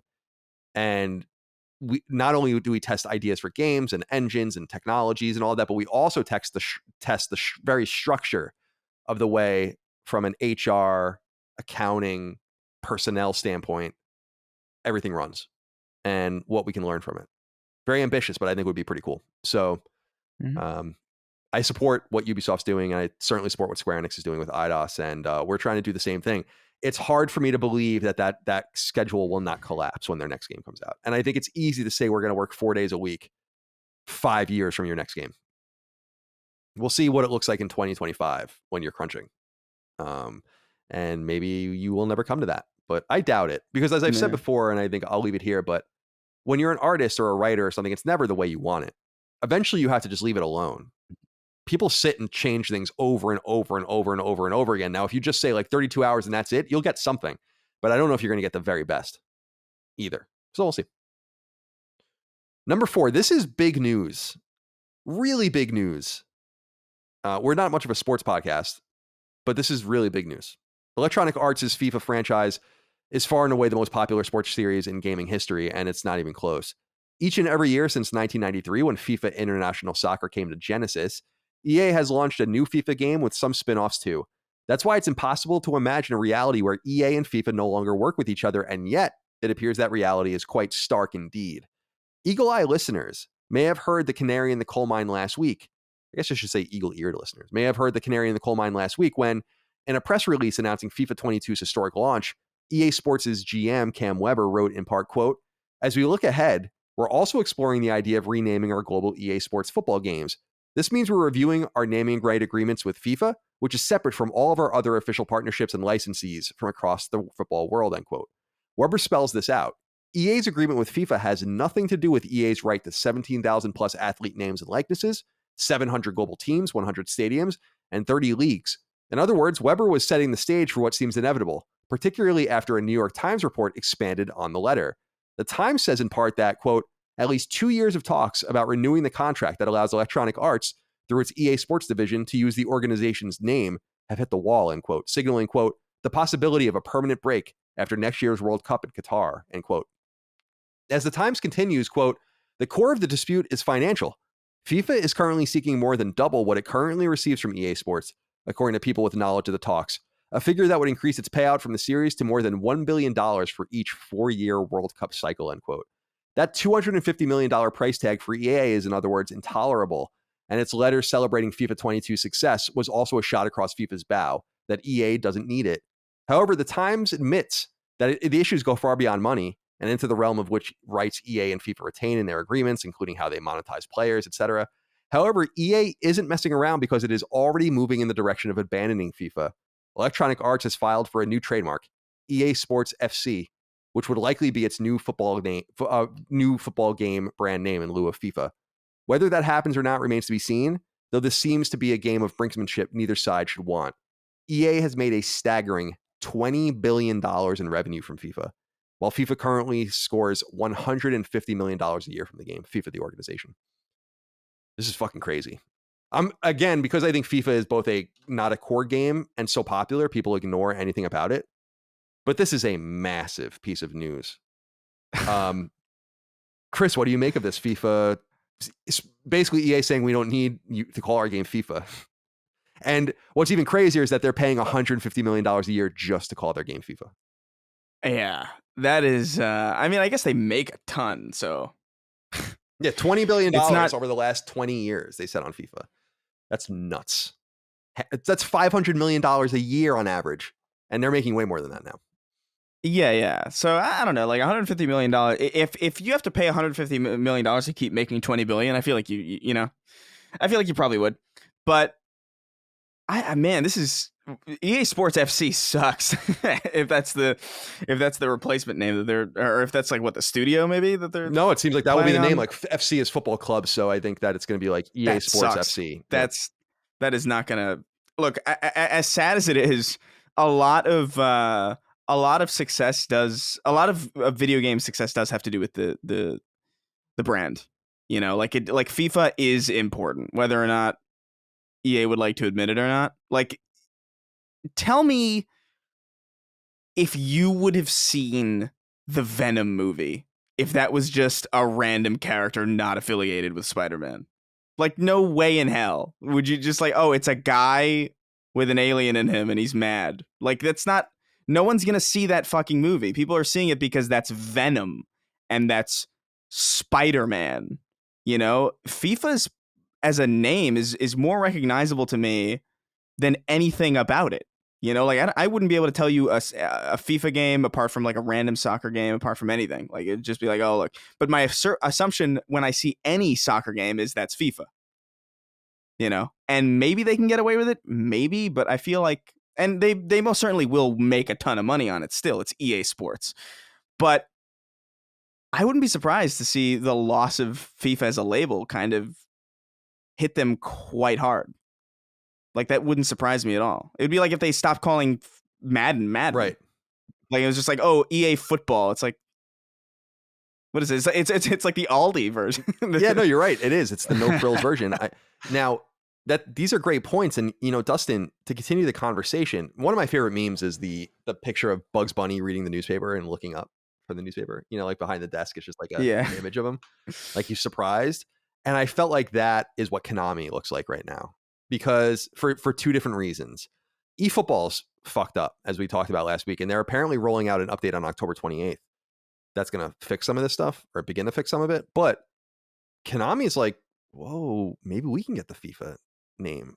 And it wouldn't be the same game, but my mind immediately went to that. First, where I'm like, Konami's probably like, yes, like there's some sort of turmoil over there. This is perfect, right? And number two, shit, man, do we make the play for now? I think that that's too rich for them because it looks like FIFA is looking for $200 million plus a year.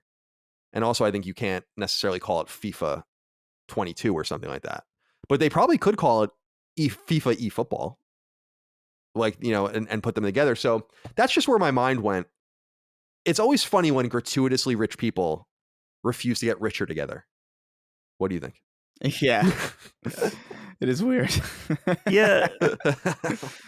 I don't think I have a ton to add, just to say that brand names are very important. I mean, it's funny because we were talking about brand names in a totally unrelated thing with Aldi earlier, but when the name of your game is FIFA, it has the official feel. It's like, this is this thing you love, which is whatever, organized soccer, football.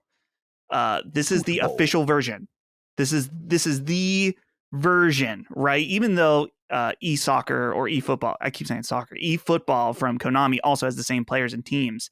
Something about it doesn't feel as official because it doesn't have the name FIFA. So, I mean, I'm just looking at your notes here, Colin, but $20 billion in revenue, and they're going to give them 1/20th or approximately that, right? I don't know. Maybe my ratios are off, but it just seems like that would be a price worth paying to keep that name.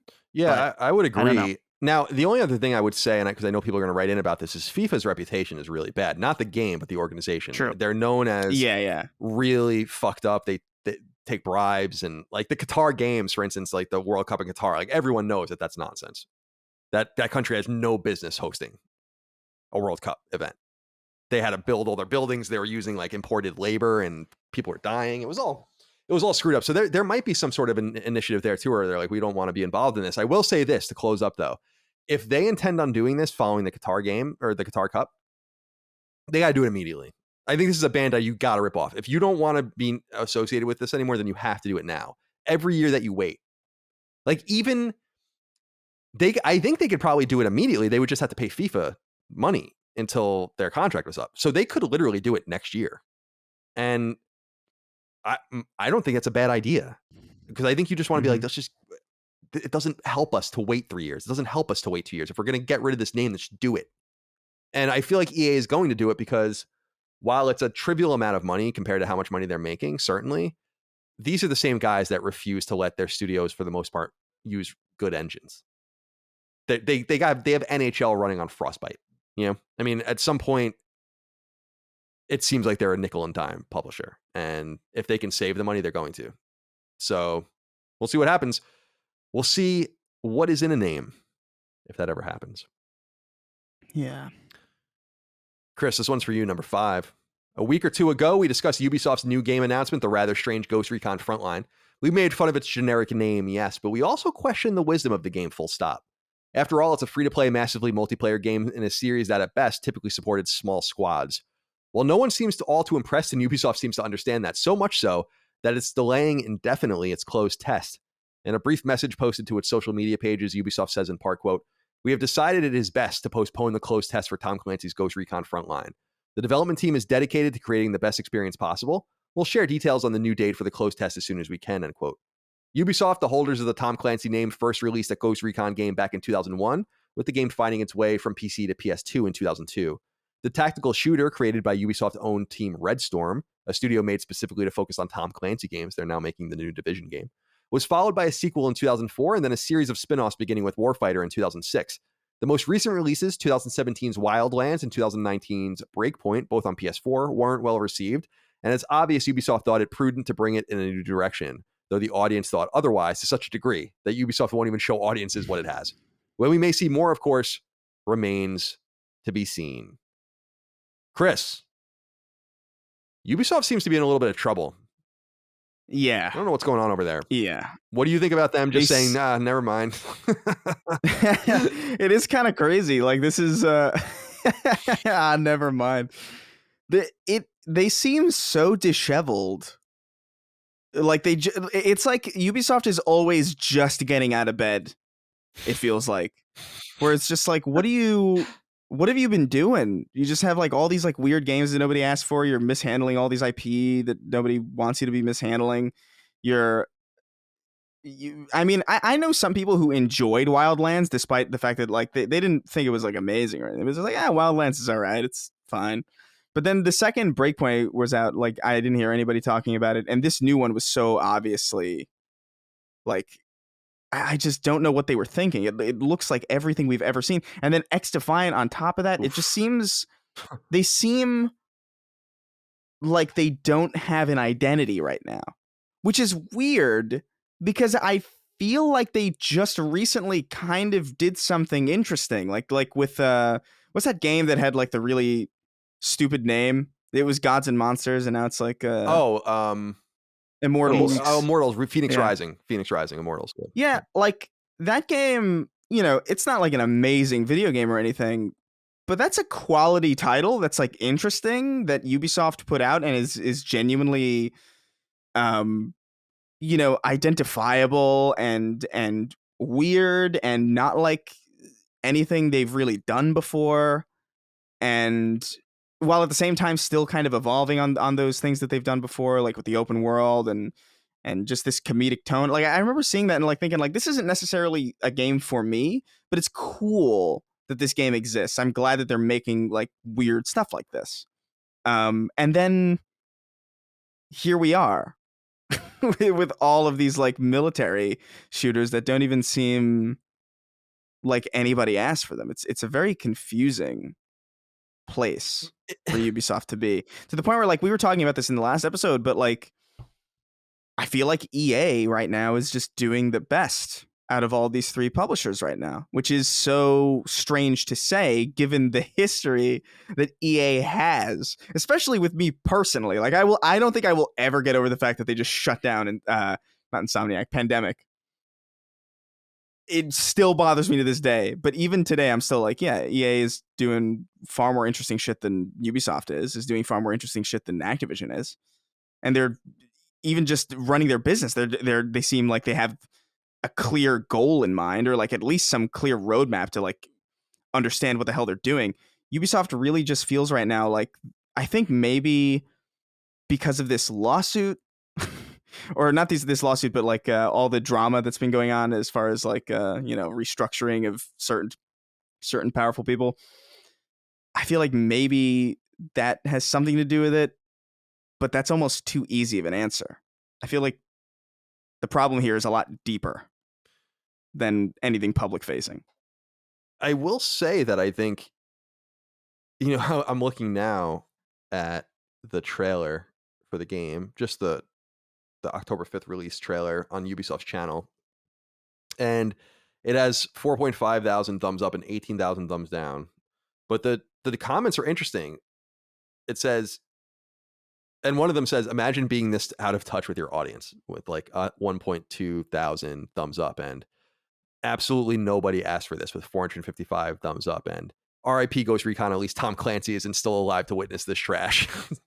200 upvotes. So it is just weird. Like, they're just making games to make them. And someone else in the comments says, can we get a Splinter Cell? And Ubisoft says no. So it's like, I'm sorry, go ahead. It's just so weird because I'm looking at the trailer now, and it's Tom Clancy's Ghost Recon Frontline full announcement video Ubisoft, and it's on Ubisoft's North America page, and it's just their community manager kind of like just talking or whatever, and then like it's interspliced with like footage of the game, and I'm just befuddled at what the pitch is. Like, how would you pitch this to me? Like, what would you say that is different from the last 3 times that you've pitched something similar to this? What you are seeing in this trailer, pitch it in a way that you think would actually sell. You can't do it, can you? But it's sold, and they made it. They were like, yes, we'll do that again. And we'll call it Frontline. Guys, I have an idea. It came to me in a dream. Ghost Recon Frontline. And it's a battle royale, just like all the Ghost Recon fans love and adore. Matthew Mandela wrote into us and said, hello, gentlemen. With the recent releases of Hell Let Loose and Insurgency Sandstorm, contrary to the announcement of Ghost Recon Frontline, is there a space for a true tactical shooter on console? Or is everything destined to be pink tiger stripe 360 no-scope Fortnite dance fest? I enjoy a slower, grounded, and more realistic shooter, and my hope is that Sony would inject that into this space with future SOCOM games. We'd love your thought on this and the future of shooters in the console space. Dustin, what do you think about Matthew's contention here? Hell Let Loose did just come out. It is a PS Plus game. If you guys want to check it out, Insurgency is also out there, and others. I really don't understand why Ubisoft is seeding this space. I guess it's an even more. I don't want to say more. It's a parallel conversation to what we have about Nintendo and Sony and handhelds. This is Ubisoft's fucking bread and butter, this space.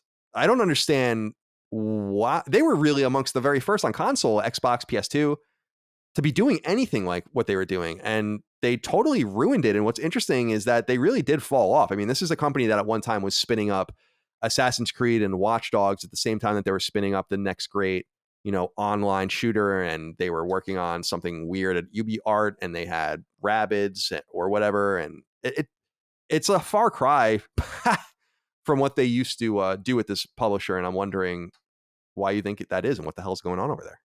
Yeah, Ubisoft fell off, no doubt. As far as Matthew's question here about, is there space for a true tactical shooter on console? Maybe somewhat, but I feel like with the rise of PC gaming, this just makes more sense on that platform. I think that's where you see a lot of those way more serious, very tactical, realistic games, something like Arma or something like that, which maybe that's kind of in a different category between sim and tactical. But yeah, we see these games still crop up. They're just simply not as popular just because they're not as approachable. It's not that they're worse games necessarily, but I don't know. I'm trying to think of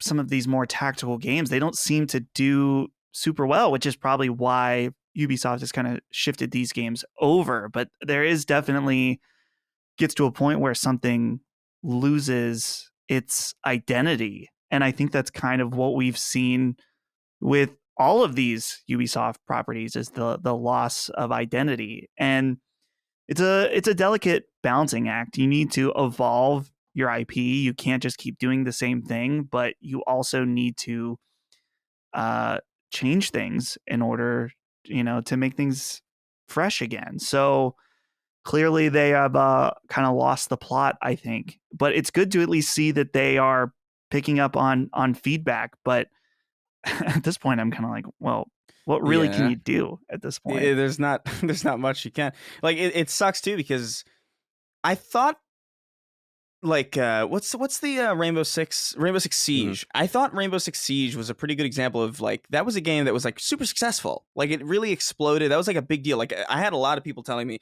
you should play Siege. Like, a lot of people. I never got into it because, like, I'm just not really a tactics person necessarily, not in that way anyway. But when that game came out, it was, a very rooted, tactical squad shooter about, like, infiltration and squad communication, and it slowly over time through the live service model became this, pink tiger stripe 360 no scope Fortnite dance fest thing that everybody makes fun of now. And I wonder, like, even if you did get, like, a really true to form tactical shooter, how long would that last? How long would that version of that game persist? Probably not long, because they got to find ways to monetize it. They got to find, like, some skin to sell you that looks outrageous in comparison to everything before it, because if it didn't, why would you buy it? And then that leads to just the game looking like a fucking, like a Halloween party. It's a disaster. It really is a really disastrous consequence of live service and just, like, in-game monetization that I didn't even consider, like, several years ago. But it really is true. Like, every game looks like a fucking costume party now, and it's a damn shame.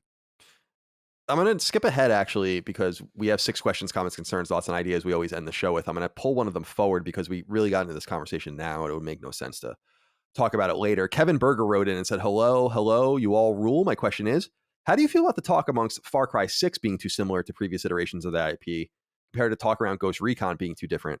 Both sides seem to be annoyed.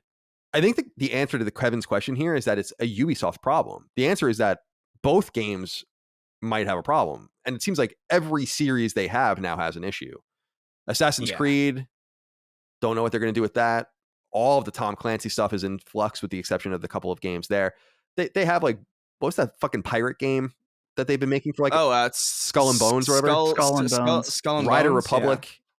Yeah. There's, like, a bunch of, which is a fine idea, but to answer your question, Kevin, I feel like it's valid to say we want something new and different. And I think it's also valid to say, like, well, we don't. And I was saying it before about Far Cry. The reason I'm excited about Far Cry is because I know they didn't change it. And for some reason, that's really attractive to me, because I know Ubisoft is just morphing everything into something it's not.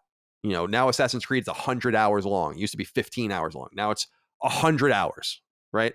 And so I think that the only way we can communicate with the market like this with Ubi or others is to just continue to buy the games we want, continue not to buy the games we don't want, and continue to vocalize however we can what we do and don't want. Because the reality is that I don't even know what they're going to do with that Frontline game. And they did say, like, the team is excited, blah, blah, blah, but they have to really do something with it, and I don't, it goes to say, like, what the hell are you guys thinking over there? It doesn't take, like, you don't need an MBA to know that was not a good move, No, everybody could see that from a mile away. But, like, as far as, like, this question goes, like, I think, like, people want things to change, but then they don't, and I don't think it's that deep, really. I think it's not that people don't want change, it's that people want change that makes sense within the context of the IP. You could potentially, and I'm going to say this understanding what it is I'm saying, but hear me out. You could potentially make Splinter Cell into a good battle royale game, but you couldn't make a battle royale game that's a good Splinter Cell. We don't want, like, we don't want Crash Bandicoot the FPS. Although you could make a game that is that plays well and is functional and isn't the worst thing to experience, but that's not what people want. You have to understand what it is your game is trying to do and then change based on the spirit of what that IP is trying to do. If you want to make a modern Splinter Cell game, a modern stealth game, there's a million things you could change from classic Splinter Cell that would make it better and still Splinter Cell. There's a million different things from the original Ghost Recons that you could change and modernize that would still make it a proper Ghost Recon. This is not that. I only say this because I get annoyed sometimes when people are like, people don't want change. Specifically, like, people like got on my case about it because it's like, you just want Halo 3 again. And it's like, no. It's just the design philosophy of the games that people fell in love with should be evolved and iterated on with the spirit of that design philosophy in mind.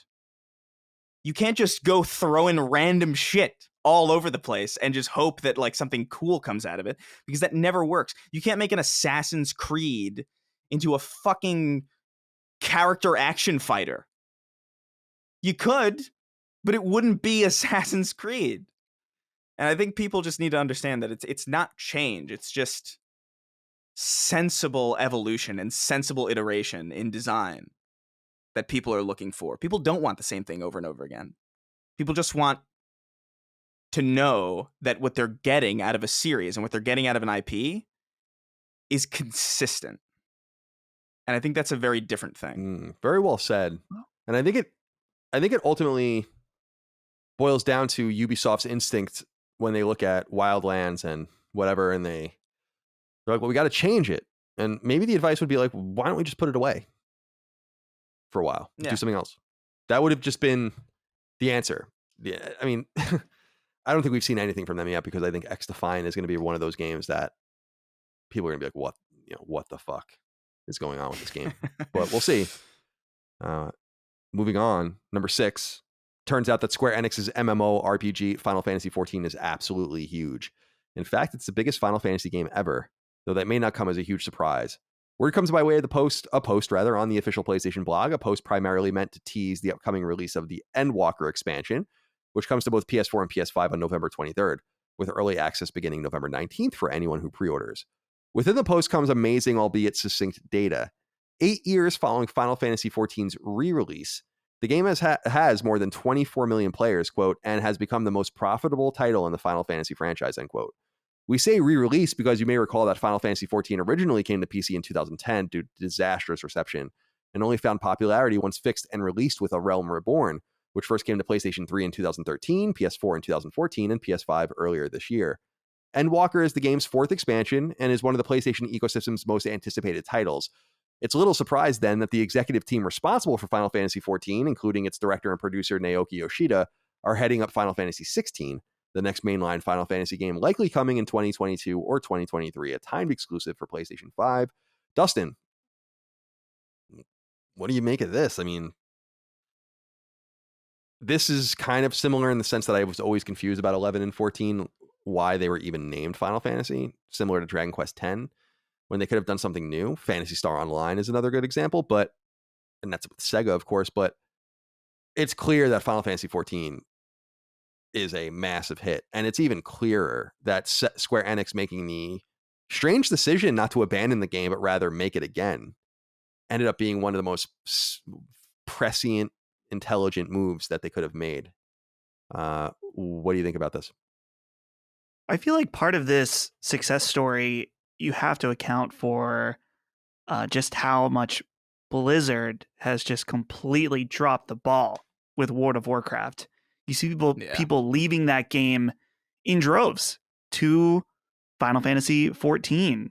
And that's not to take away from the success of Final Fantasy XIV at all. It just goes to show that they have remained strong in a time where other MMOs, and I said in particular World of Warcraft, who was the king, have fallen off, and they've taken advantage of that in a really smart way. And while I didn't enjoy the opening hours that I played of Final Fantasy XIV, people that play this game love it, and they love it passionately.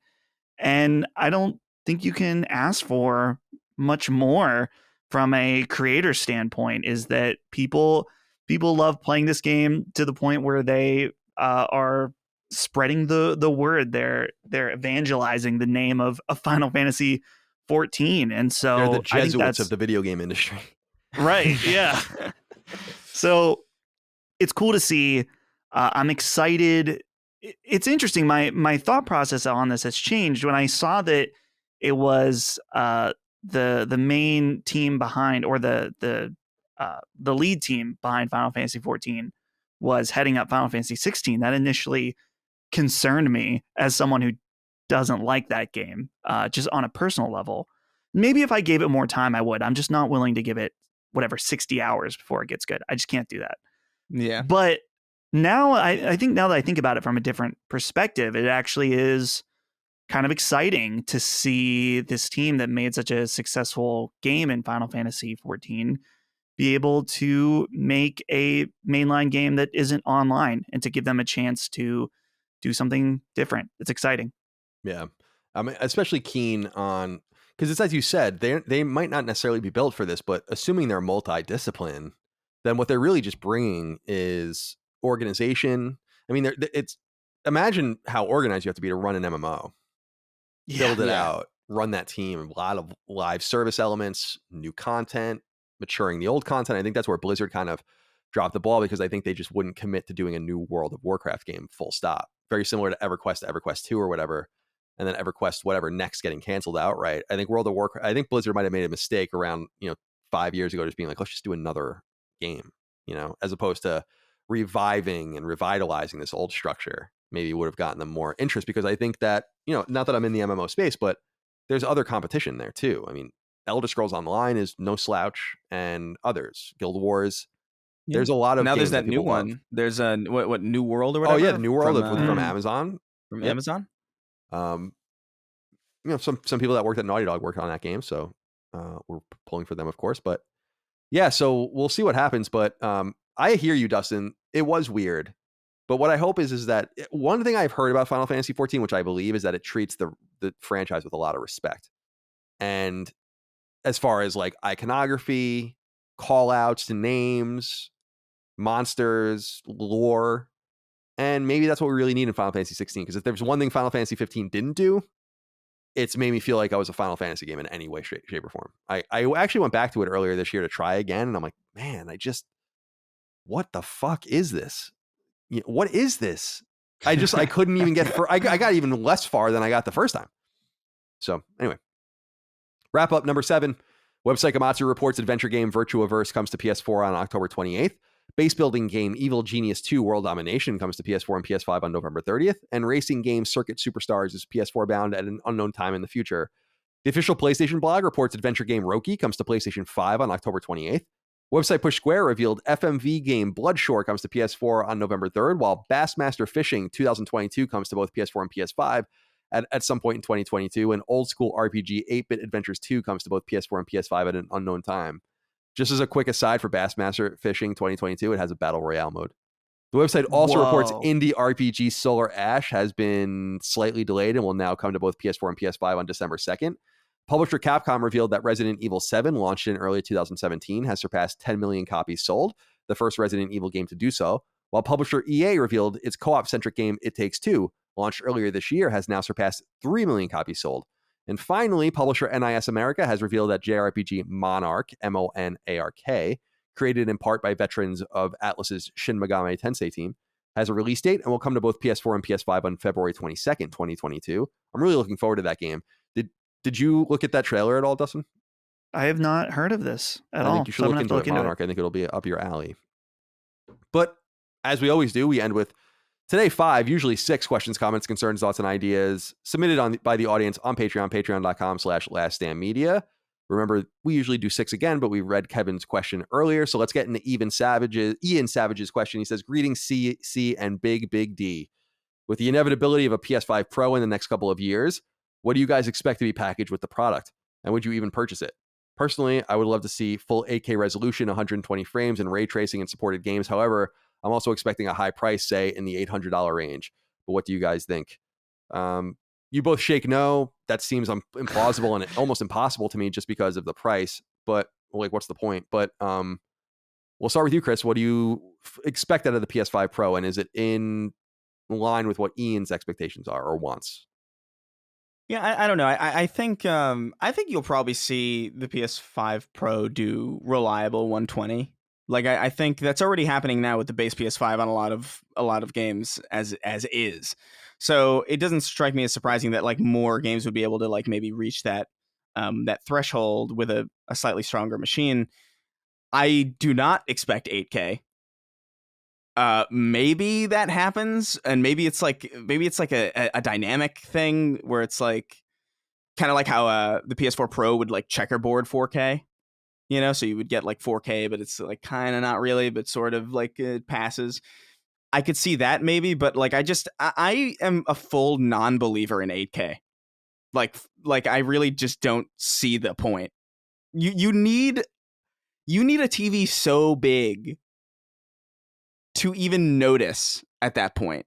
And I don't know how many people have that space or care to get a TV big enough to really notice the difference. I think 4K is like we're tapping out at 4K. I'm sure you'll have like some luxury things at like 8K later down the line, but like by and large, I don't think 8K is going to really be a thing. Yeah, because as we've said, you need a display, an 8K display. Otherwise, what's the point? You need a display. Yeah, it's like, hey, this game runs at 2,000 frames a second, and it's like, all right, well, why? And what's even perceptible? Even perceptible to the eye too at some point? Yeah, at a certain point, you're just making more work for yourself and putting more stress on a team for something that is ultimately not important. So I think what you're going to see with the PS5 Pro is a much bigger hard drive and more reliable frame rate and resolution. Like I don't think you're going to see like a boost necessarily. I think you're just going to see more reliable 4K, more reliable 120 especially. But I wouldn't expect like some crazy like graphical jump here. We're already at a point where things are looking pretty good as is. And I really don't see where you would go from here. Not necessarily that things can't look better, but it's more the value proposition of both the developer's time and the people playing. It's like, are people really going to notice that I put 4 billion pixels on this leaf? Like, is that a worthy task for me to do as a developer, or should I, focus on getting the game, working? Right. The value proposition. Opportunities lost. Exactly. Like you could have the best looking leaf in the world, but if I fall through the floor, like what use is that? So that's what I would expect. I wouldn't expect like a crazy hardware refresh. Dustin, what do you think? We have it on good authority that this is happening just because we trust our sources. And in this case, we can say that the source is Moore's Law is dead. And we love him. So he says he has it on good authority from his sources that PS5 Pro will happen. And maybe 2023.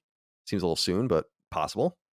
And maybe it doesn't seem really soon because 2016 was PS4 Pro, and that would be the same kind of time frame away from PS4. So what do you expect to see out of this machine, and what would you want? And how expensive do you think it'll be, too?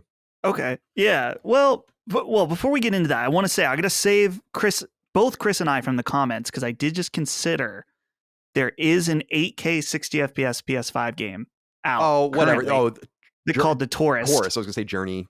Tourist. Yeah. Whatever. So we mean for like normal games, which the Tourist looks great. It's a fantastic looking game. I'm not saying it's not normal, but it's not like God of War or something like that. So it does exist, which is ironic because technically the PS5 can output 8K, but it's not unlocked through the firmware. So it's just downsampled, even if you have an 8K display. Anyway, how common are 8K displays? They're becoming more common now, and they're more affordable. I mean, affordable. How big are they? They have to be like 75 inches, right? Minimum, right? I would imagine. I think the only one I will say I've seen one in person, and the only one I've seen was at an Apple store, and it was the entire back wall of the store.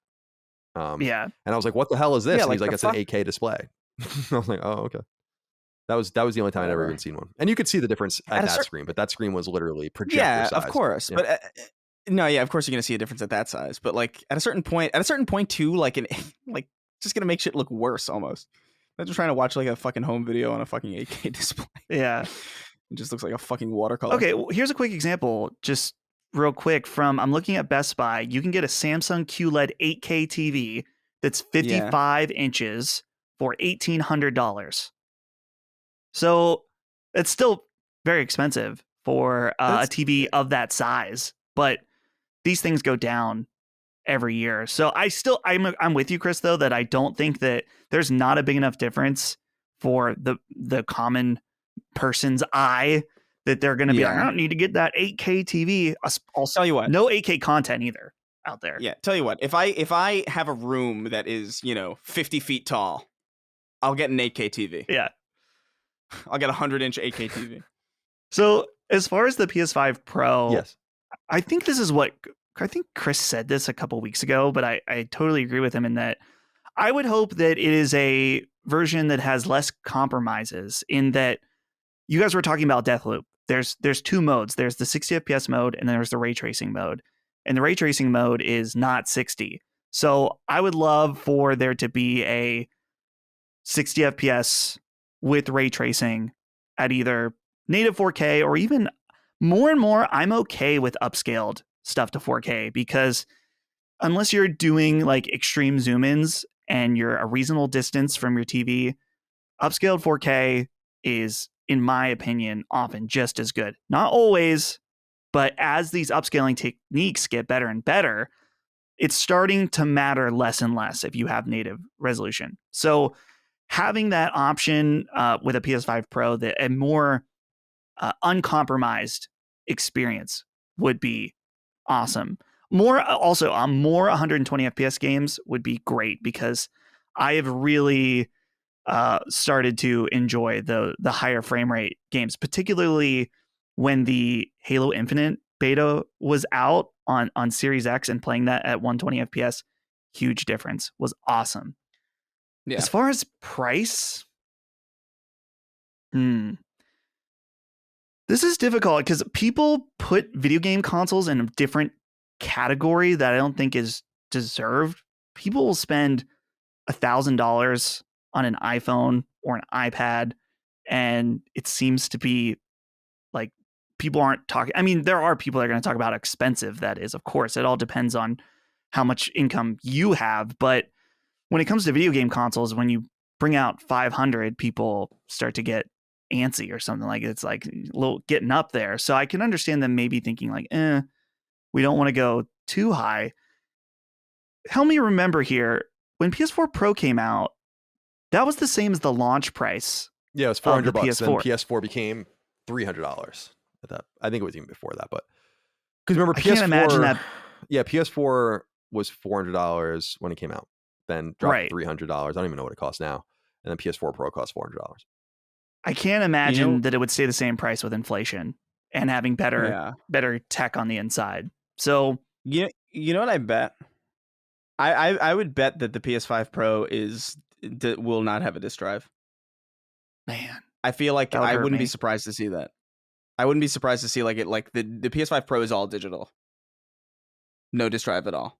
That would be so painful. I'll make that prediction now. Wouldn't that hope defeat the purpose for some people though, because they want a native Blu-ray machine or some like the customer that buys the Pro machine wants the disk drive. Like, I wouldn't care, but I would assume that would be a bad move for them. Maybe. I don't know. Yeah, I mean, there's a lot of bad moves. They have options. Yeah, now. maybe, but but that's the thing. It's like they're gonna make another dual SKU. You know, I don't know. I don't know either. Have they ever done that? Have they ever done two dual SKUs at once?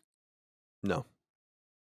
There was like different PSPs, different Vitas and stuff, different PS3s, but they all kind of. I guess Xbox has technically. No. Whatever. Who cares?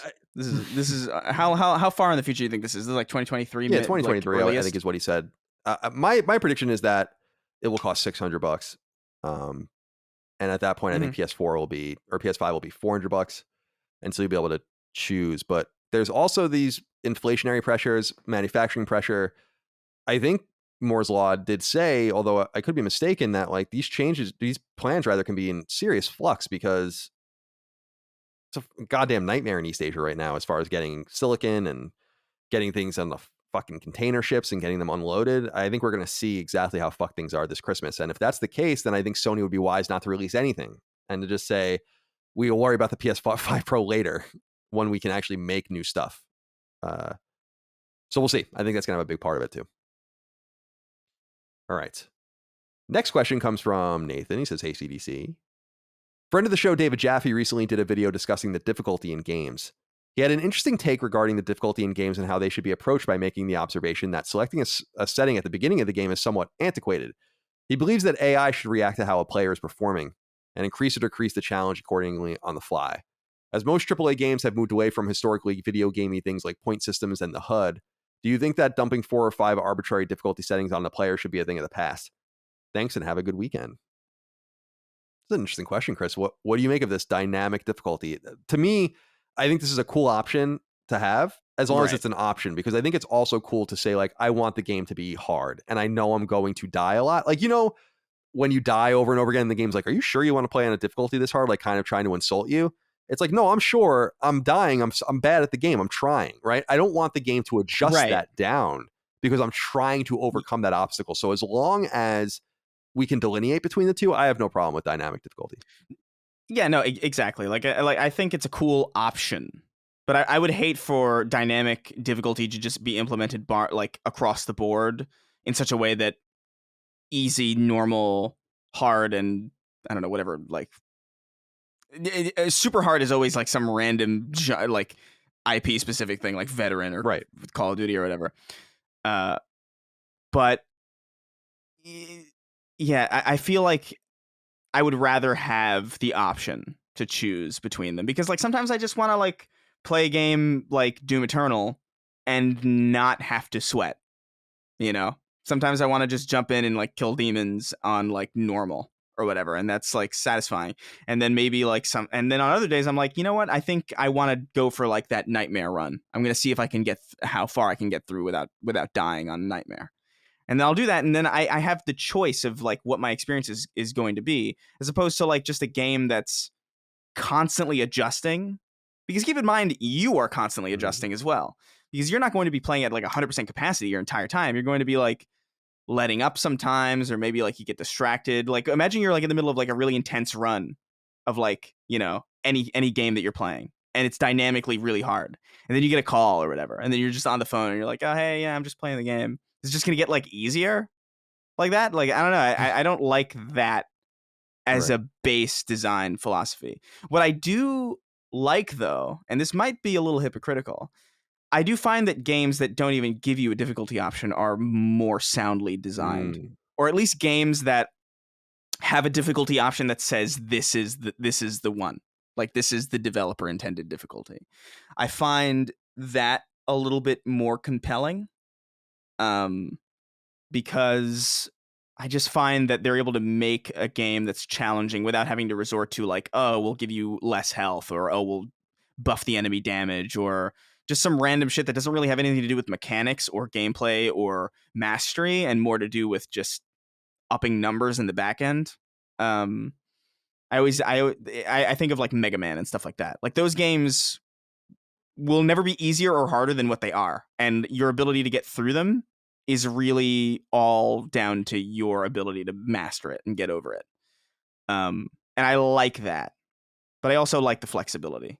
And I wouldn't want to have to. I wouldn't want like dynamic resolution in difficulty form. Like it feels weird. I feel like dynamics belong more in online play and in online matchmaking, where that kind of stuff can be written to an algorithmic certainty that you're matched up with players that you should belong with, and that's where it belongs to me. Single player games,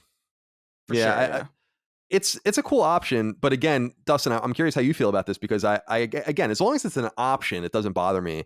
But I'll just say, like, I always play these games on hard or very hard, knowing that I'm really going to struggle with it, and the game is going to think that I don't want to play that way, and so I just want to make sure I avoid that as well. Right.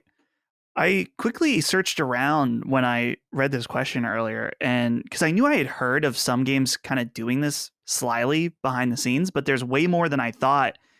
There's even I'm looking at this article from a website SVG where they talk about in a blog post, developer at Naughty Dog during the time for Crash Bandicoot, they had a system called DDA, Dynamic Difficulty Adjustment.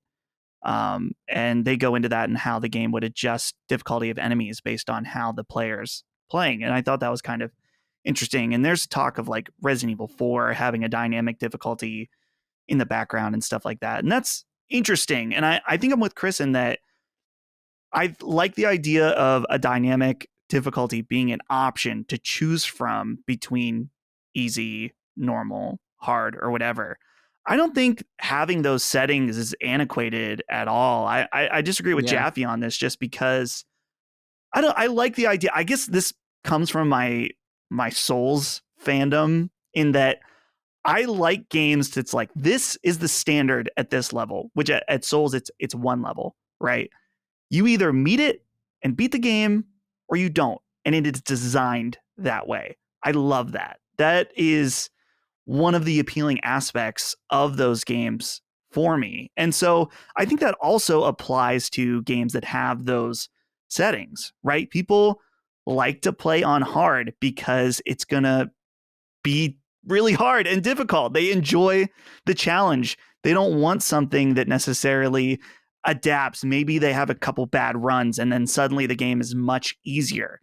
No, there's some people that enjoy repeating the same process 30 times in a row until they finally get it. And there's that click, that eureka moment where you finally achieve. And so, yeah, just to summarize, I'm cool with the idea of dynamic, but not in lieu of settings or no setting at all, just because there is a ton of value in those settings.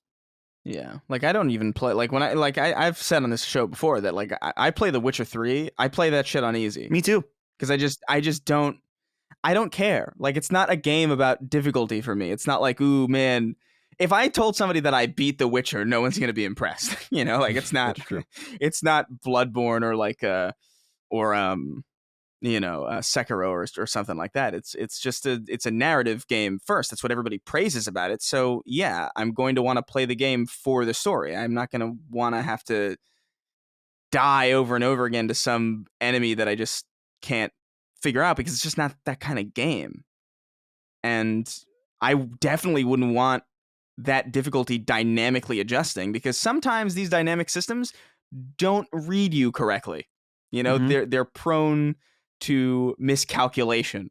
Like I don't know how much multiplayer stuff you've done, Dustin, and I know you've probably gravitated more towards single player stuff lately, like in recent years. But skill-based matchmaking is a thing. Right. And, you know, people are matched with each other based on their skill level. And sometimes you can just wash people the fuck out. Yeah. You know, like you could have like a 50-2 game sometimes, and it's like, Jesus Christ. And that's with skill-based matchmaking activated. So these systems are prone to failure, and the last thing I want to do is like be chilling, like be enjoying a nice like game of like, I don't know, some open world little thing. I'm collecting apples or whatever, and I'm like, ooh, I'm gonna make a little potion out of these apples, and then a fucking final boss like descends upon me and hits me in one hit because for some reason the game thought I wanted that. But yeah, I think we're all mostly in agreement here. It's a really interesting question, Nathan. I appreciate you writing it in. My closing comment here is just that I think engineering prowess that would algorithmically make these things stronger should just be used for other things, and then just have your traditional difficulty levels. I do think easy, normal, hard, and very hard is a very fine gamut of things, options. And I do agree with you guys that I also like games that have no difficulty options. And like I said, our most recent game, Habroxia 2, is a game of dynamic difficulty where we don't have a literal difficulty system, but rather like a figurative meta system that's basically just based on the store. Buy or sell whatever you need. So you don't have to hit your head against the wall, but you can also challenge yourself more. And we're going to do, like I said, when we release it on PS5, we're going to change the whole trophy list to make the trophies almost impossible. And that's going to give a whole nother reason for people to play, hopefully. All right, Matthew Silva has a brief one. He says, "Hey CCD boys, this goes back a while back to the big PS5 UI update, but I'm surprised it was never mentioned. The system now allows you to customize the control center. You can move the power button all the way to the first position on the left. This reduces the button presses to 4 to get in the rest mode. PS button down XX." Just thought Sony deserved to be acknowledged for listening to feedback on this one.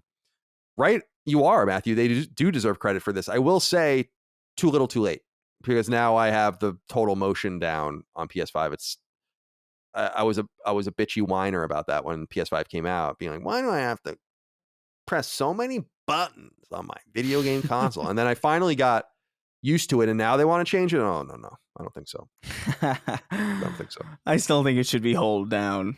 I still like I feel it in my soul. Like everything works that way. It bothers me so much. Like I don't know why they did that. This might be the evolutionary. They turned it into a bit of a Siri thing. Is what they did. You know, it has more in common with the way Siri works, or like your assistant on your phone, than the way you would turn off a device. It's very, I don't know. It's very weird. I want to jump to Jordan Comstock now. He says, "Colin, Chris, Dustin, word is there is a 6 gig patch for Returnal that is being tested. What updates would you like to see made to the game? A new biome would be amazing, but I'd be satisfied if they made the ciphers and audio logs less random in the end game. I was close to the platinum, but I moved on to other games after several hours of looking for the last couple of ciphers. The same thing happened to me. I wasn't close, but in the Red World, I was like, fuck this, I'm not doing this. Side note, I jumped back in for a run after not playing for several months, and I was terrible at the game. I had lost most of the skills I had built up during my initial playthrough. My hope is whatever updates they make are worth relearning the game and truly getting back into it. It has been my favorite game of the year so far. Thanks for the hours and hours of enjoyable podcast. Y'all are great." Thank you, Jordan, for writing in. Of course, he's referring to Returnal, the PS5 exclusive from now first-party studio Housemarque. Dustin, the rumor is that there is a big patch being tested for this game, as Jordan notes. I want to say that this term biome, I'm sick of it. I'm sick of this term biome. I thought I was using it to talk about Returnal because I thought that was the verbiage that they were using specifically for this game, not realizing that people are just starting to say biome for stage or level, and that's not happening. So let's just nip that in the bud. I thought real they quick. did in Returnal specifically use the word biome. No, they do. That's what I'm saying. Okay, you're saying people are taking it elsewhere. Right. What I'm saying is that I would even use the term biome talking about Returnal because I thought that was the specific language. I've been in this industry for a long time. I've never heard anyone refer to a level or stage as a biome one time ever in my life until Returnal came out. And now I'm seeing everyone say it for other things. And I'm like, no. So I just wanted to throw that out there. I'm sorry, Chris, go ahead. I would say that it's common in open world games a bit because it's more because it's how the world works. Literally, like is that there a are forest biomes and a that, desert transition. and so on. Right. Yeah. But that's usually in reference to things that you can seamlessly go through. Like if the desert section of an open world map is not the desert level, you know? That's true. I guess I would have just. Yeah, I don't even know what I would have called it. Okay, that's fair enough. Yeah, because I remember when I first heard it was with Breath of the Wild. Oh, right. That was when I first heard it, when people were like, "Oh, desert biome," and swamp biome, and I was like, "What the fuck, biome? What are you talking about?" I was like, "Oh, okay," because there's no actual. You don't select these. But the second, I agree with you. Like, I'm noticing it a lot lately. Is that oh yeah, these biomes? And I'm like, what? Shut up! It's a fucking map. Shut up. Also, in your explanation, which makes a lot of sense to me, I feel like now biome makes no sense in Returnal because the stages aren't open, right? So yeah, no, it didn't make sense to me when I was playing it, but I was like, I guess that's just what they're calling it. I guess I don't know. My hope for this is that they stay true to what their original design and plan was for the game, simply because they've stayed true to it so far, and so I think that they've kind of ridden out the "you should make this game easier" kind of request.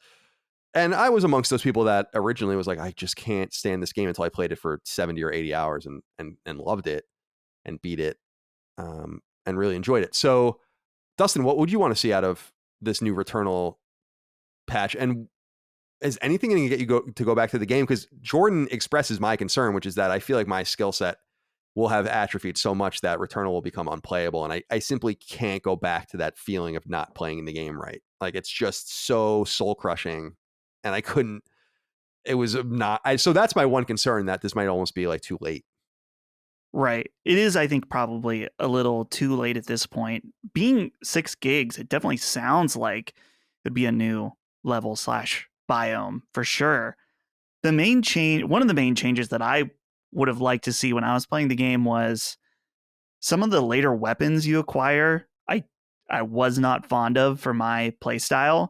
The problem is when you unlock a level, it adds it to the loot pool. So it's harder to get the weapons I did like. So I don't know, maybe that's just part of the intended design, but something in a way that you can add or remove things from the loot pool would be nice.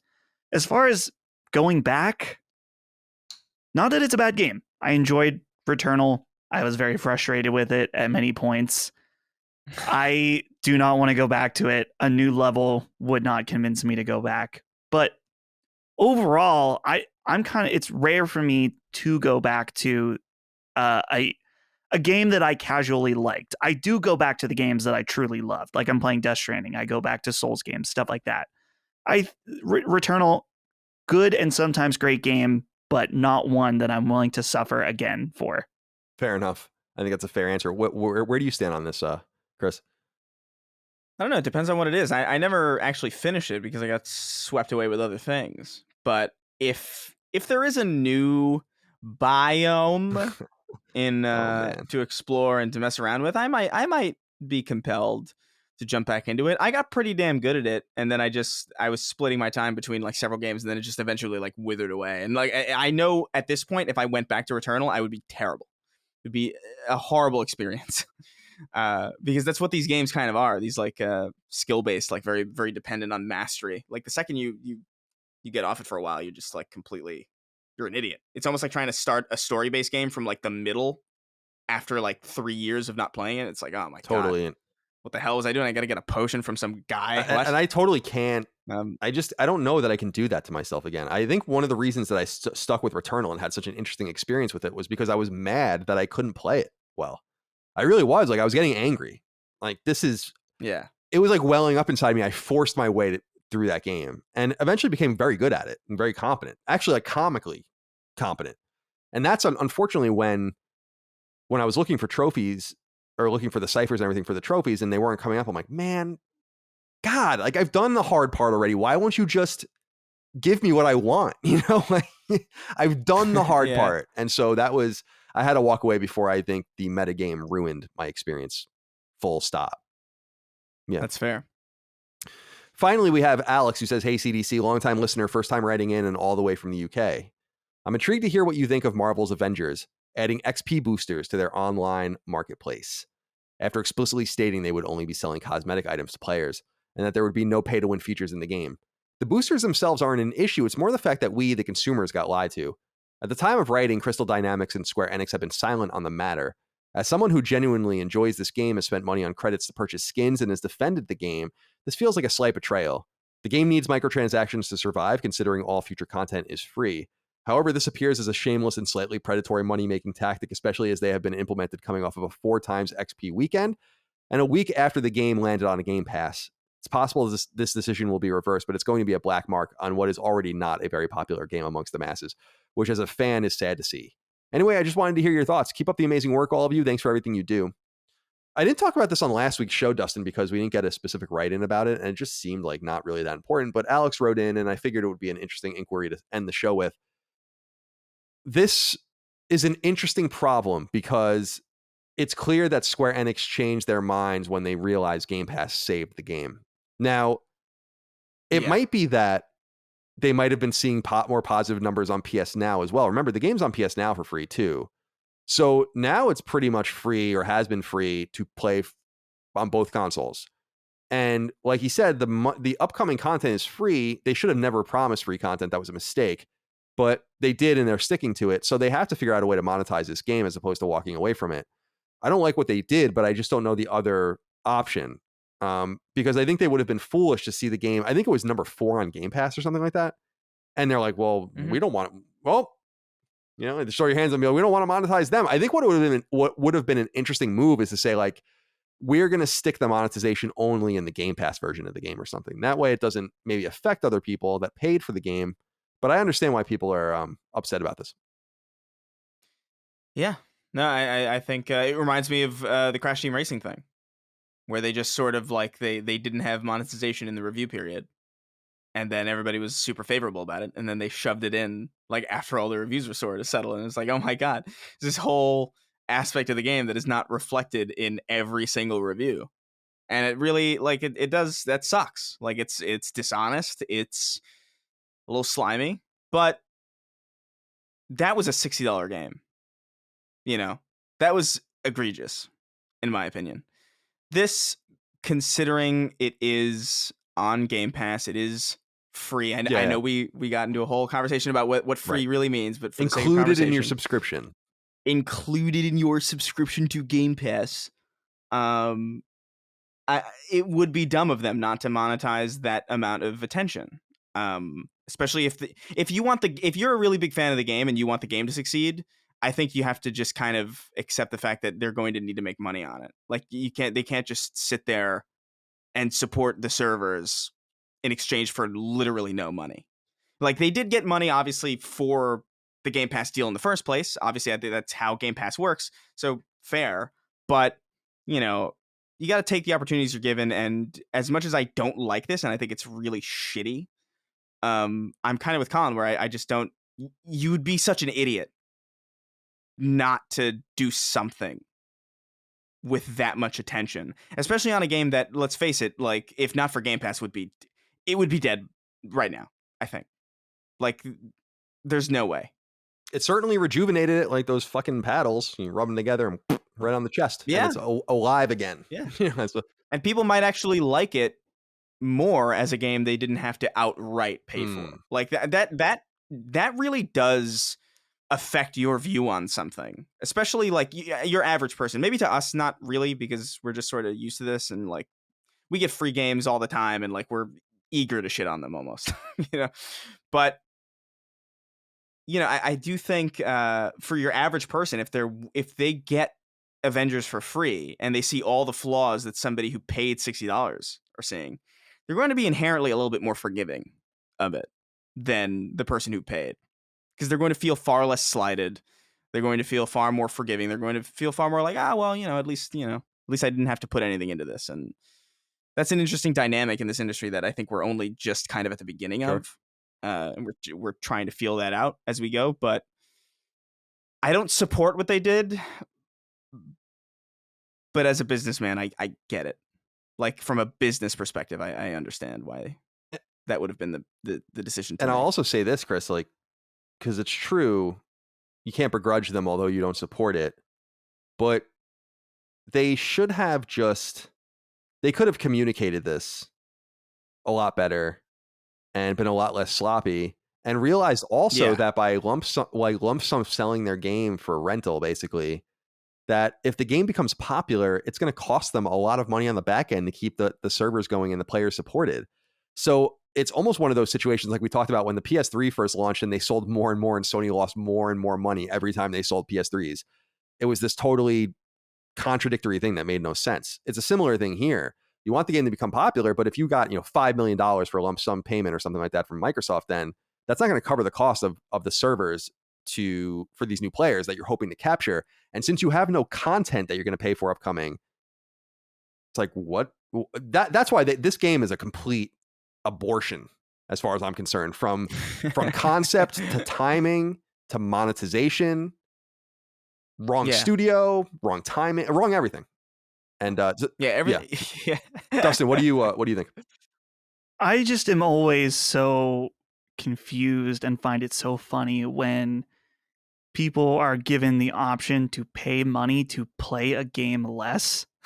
I think I've ranted about this before. It's specifically like Assassin's Creed. Like, what does that say about your game? Now, don't get me wrong. I'm a fan of a double XP weekend or something like that is given to you, but I'm not gonna, just the thought of spending money on that is I don't like it. And I understand I've seen the comments and write-ins of people that say, well, I have a job, I have a family, and this is a way for me to just spend a couple bucks to get ahead.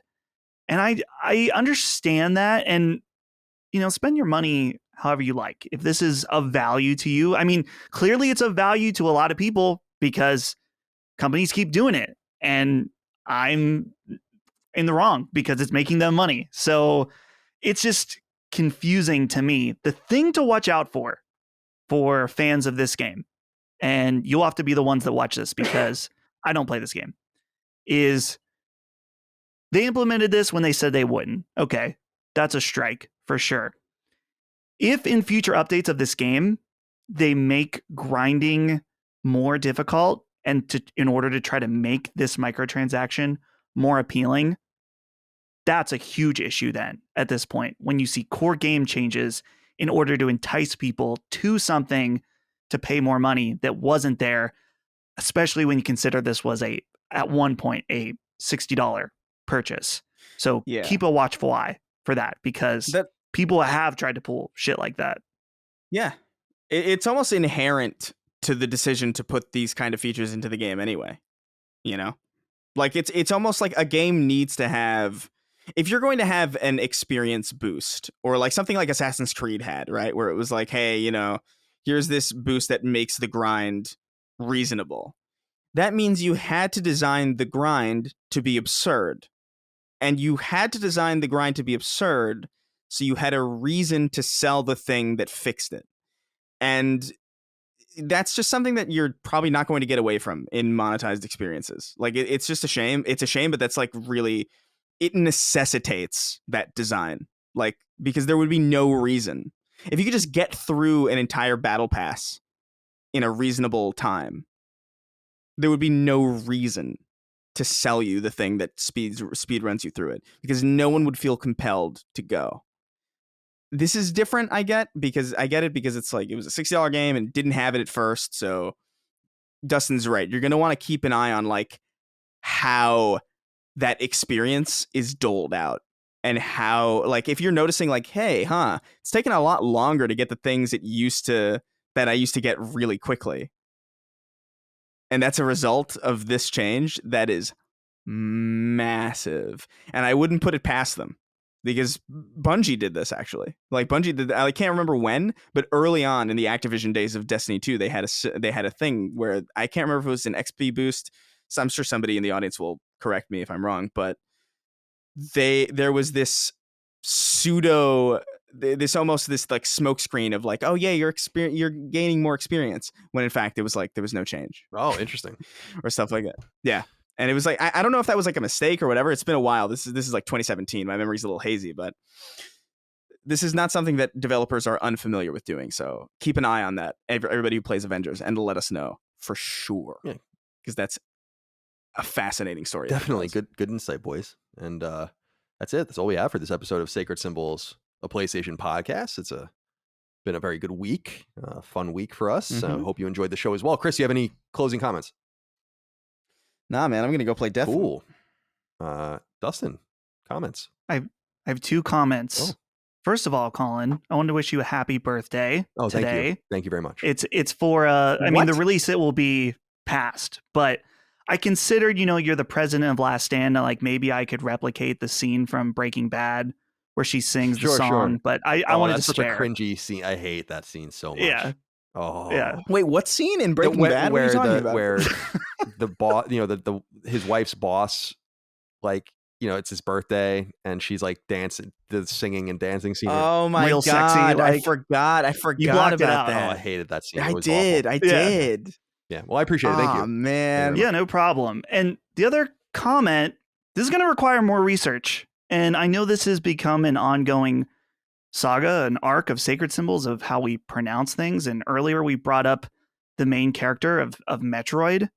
And I just did a quick search. Samus versus Samus. Turns out, no. Listen, throughout the games in which her name is mentioned, it is said differently depending on the game. Oh, okay. In fact, I heard, not verifiable, just someone on a Game FAQs forum said that pre-Metroid Prime 3, it was said differently. So I need to do more research on this. Let us know. Is it Samus? Is it Samus? Is it either? I don't know, but it would make sense why I would say it that way. If you're going to say Samus. It's fucking Samus. It's Samus. All you have to do is play Smash Brothers and listen to what the announcer says. Samus. Listen, That's what it is. of other word, this is of all of the debates on words, this is the one that I'm not dying on any hill here. I don't. Olimar. Doesn't matter. Yeah, You know. you're right. Or is it DDD or is it day to day? Well, I always say day to day, but the reason that it is because I played the Japanese version of the Wii iteration of Smash Brothers first because we had it at IGN, and they say day to day in that. Right. So I just started, and I that's when I started like playing as him. So that's when I kept saying it, and I didn't even know that it was DDD in the American version until like years later because I never even played it. You know, so yeah, because it's funny, it's like DDD, I remember I saw that, and in Japanese it's day to day. Yeah, I remember I saw that character for the first time in Brawl because I didn't really play a lot of Smash Bros. I played like Mewtwo in like Melee a lot, but like I didn't own a GameCube, and I remember seeing King DDD in the menu of Brawl, and I was like, they made a character based on Carlos Mencia's catchphrase. Carlos. Do you remember that guy? Joe Rogan ruined him. If anyone doesn't know, do you know this story, Dustin? I do. I've seen the clip. It's amazing. Carlos Mencia, before Joe Rogan even had a podcast, I mean, you can just read about that, but here's my, look at that face. Look at him. Look, it's He's day to awesome. day. I love him so much. Like I love him because he looks like a fucking psychopath when you look at his face. Oh yeah. He kills children. He's great, no doubt. All right. Well, that was a longer closing thought than I appreciate. It's an important one than I thought, but I appreciate that. It is an important one. Thank you so much, and thank you all out there for your love, kindness, and support of Sacred Symbols, All Things Last Stand. Remember to go to patreon.com/laststandmedia to support us there. You can subscribe to us on YouTube and podcast services. You can leave us nice reviews on those places as well. And there's, laststandmedia.shop, whatever. Oop, Jesus, I just hit my microphone. Whatever. Just do whatever you got to do. All right, boys. Thank you for your time. Thank you all out there. See you next time. Goodbye. See ya.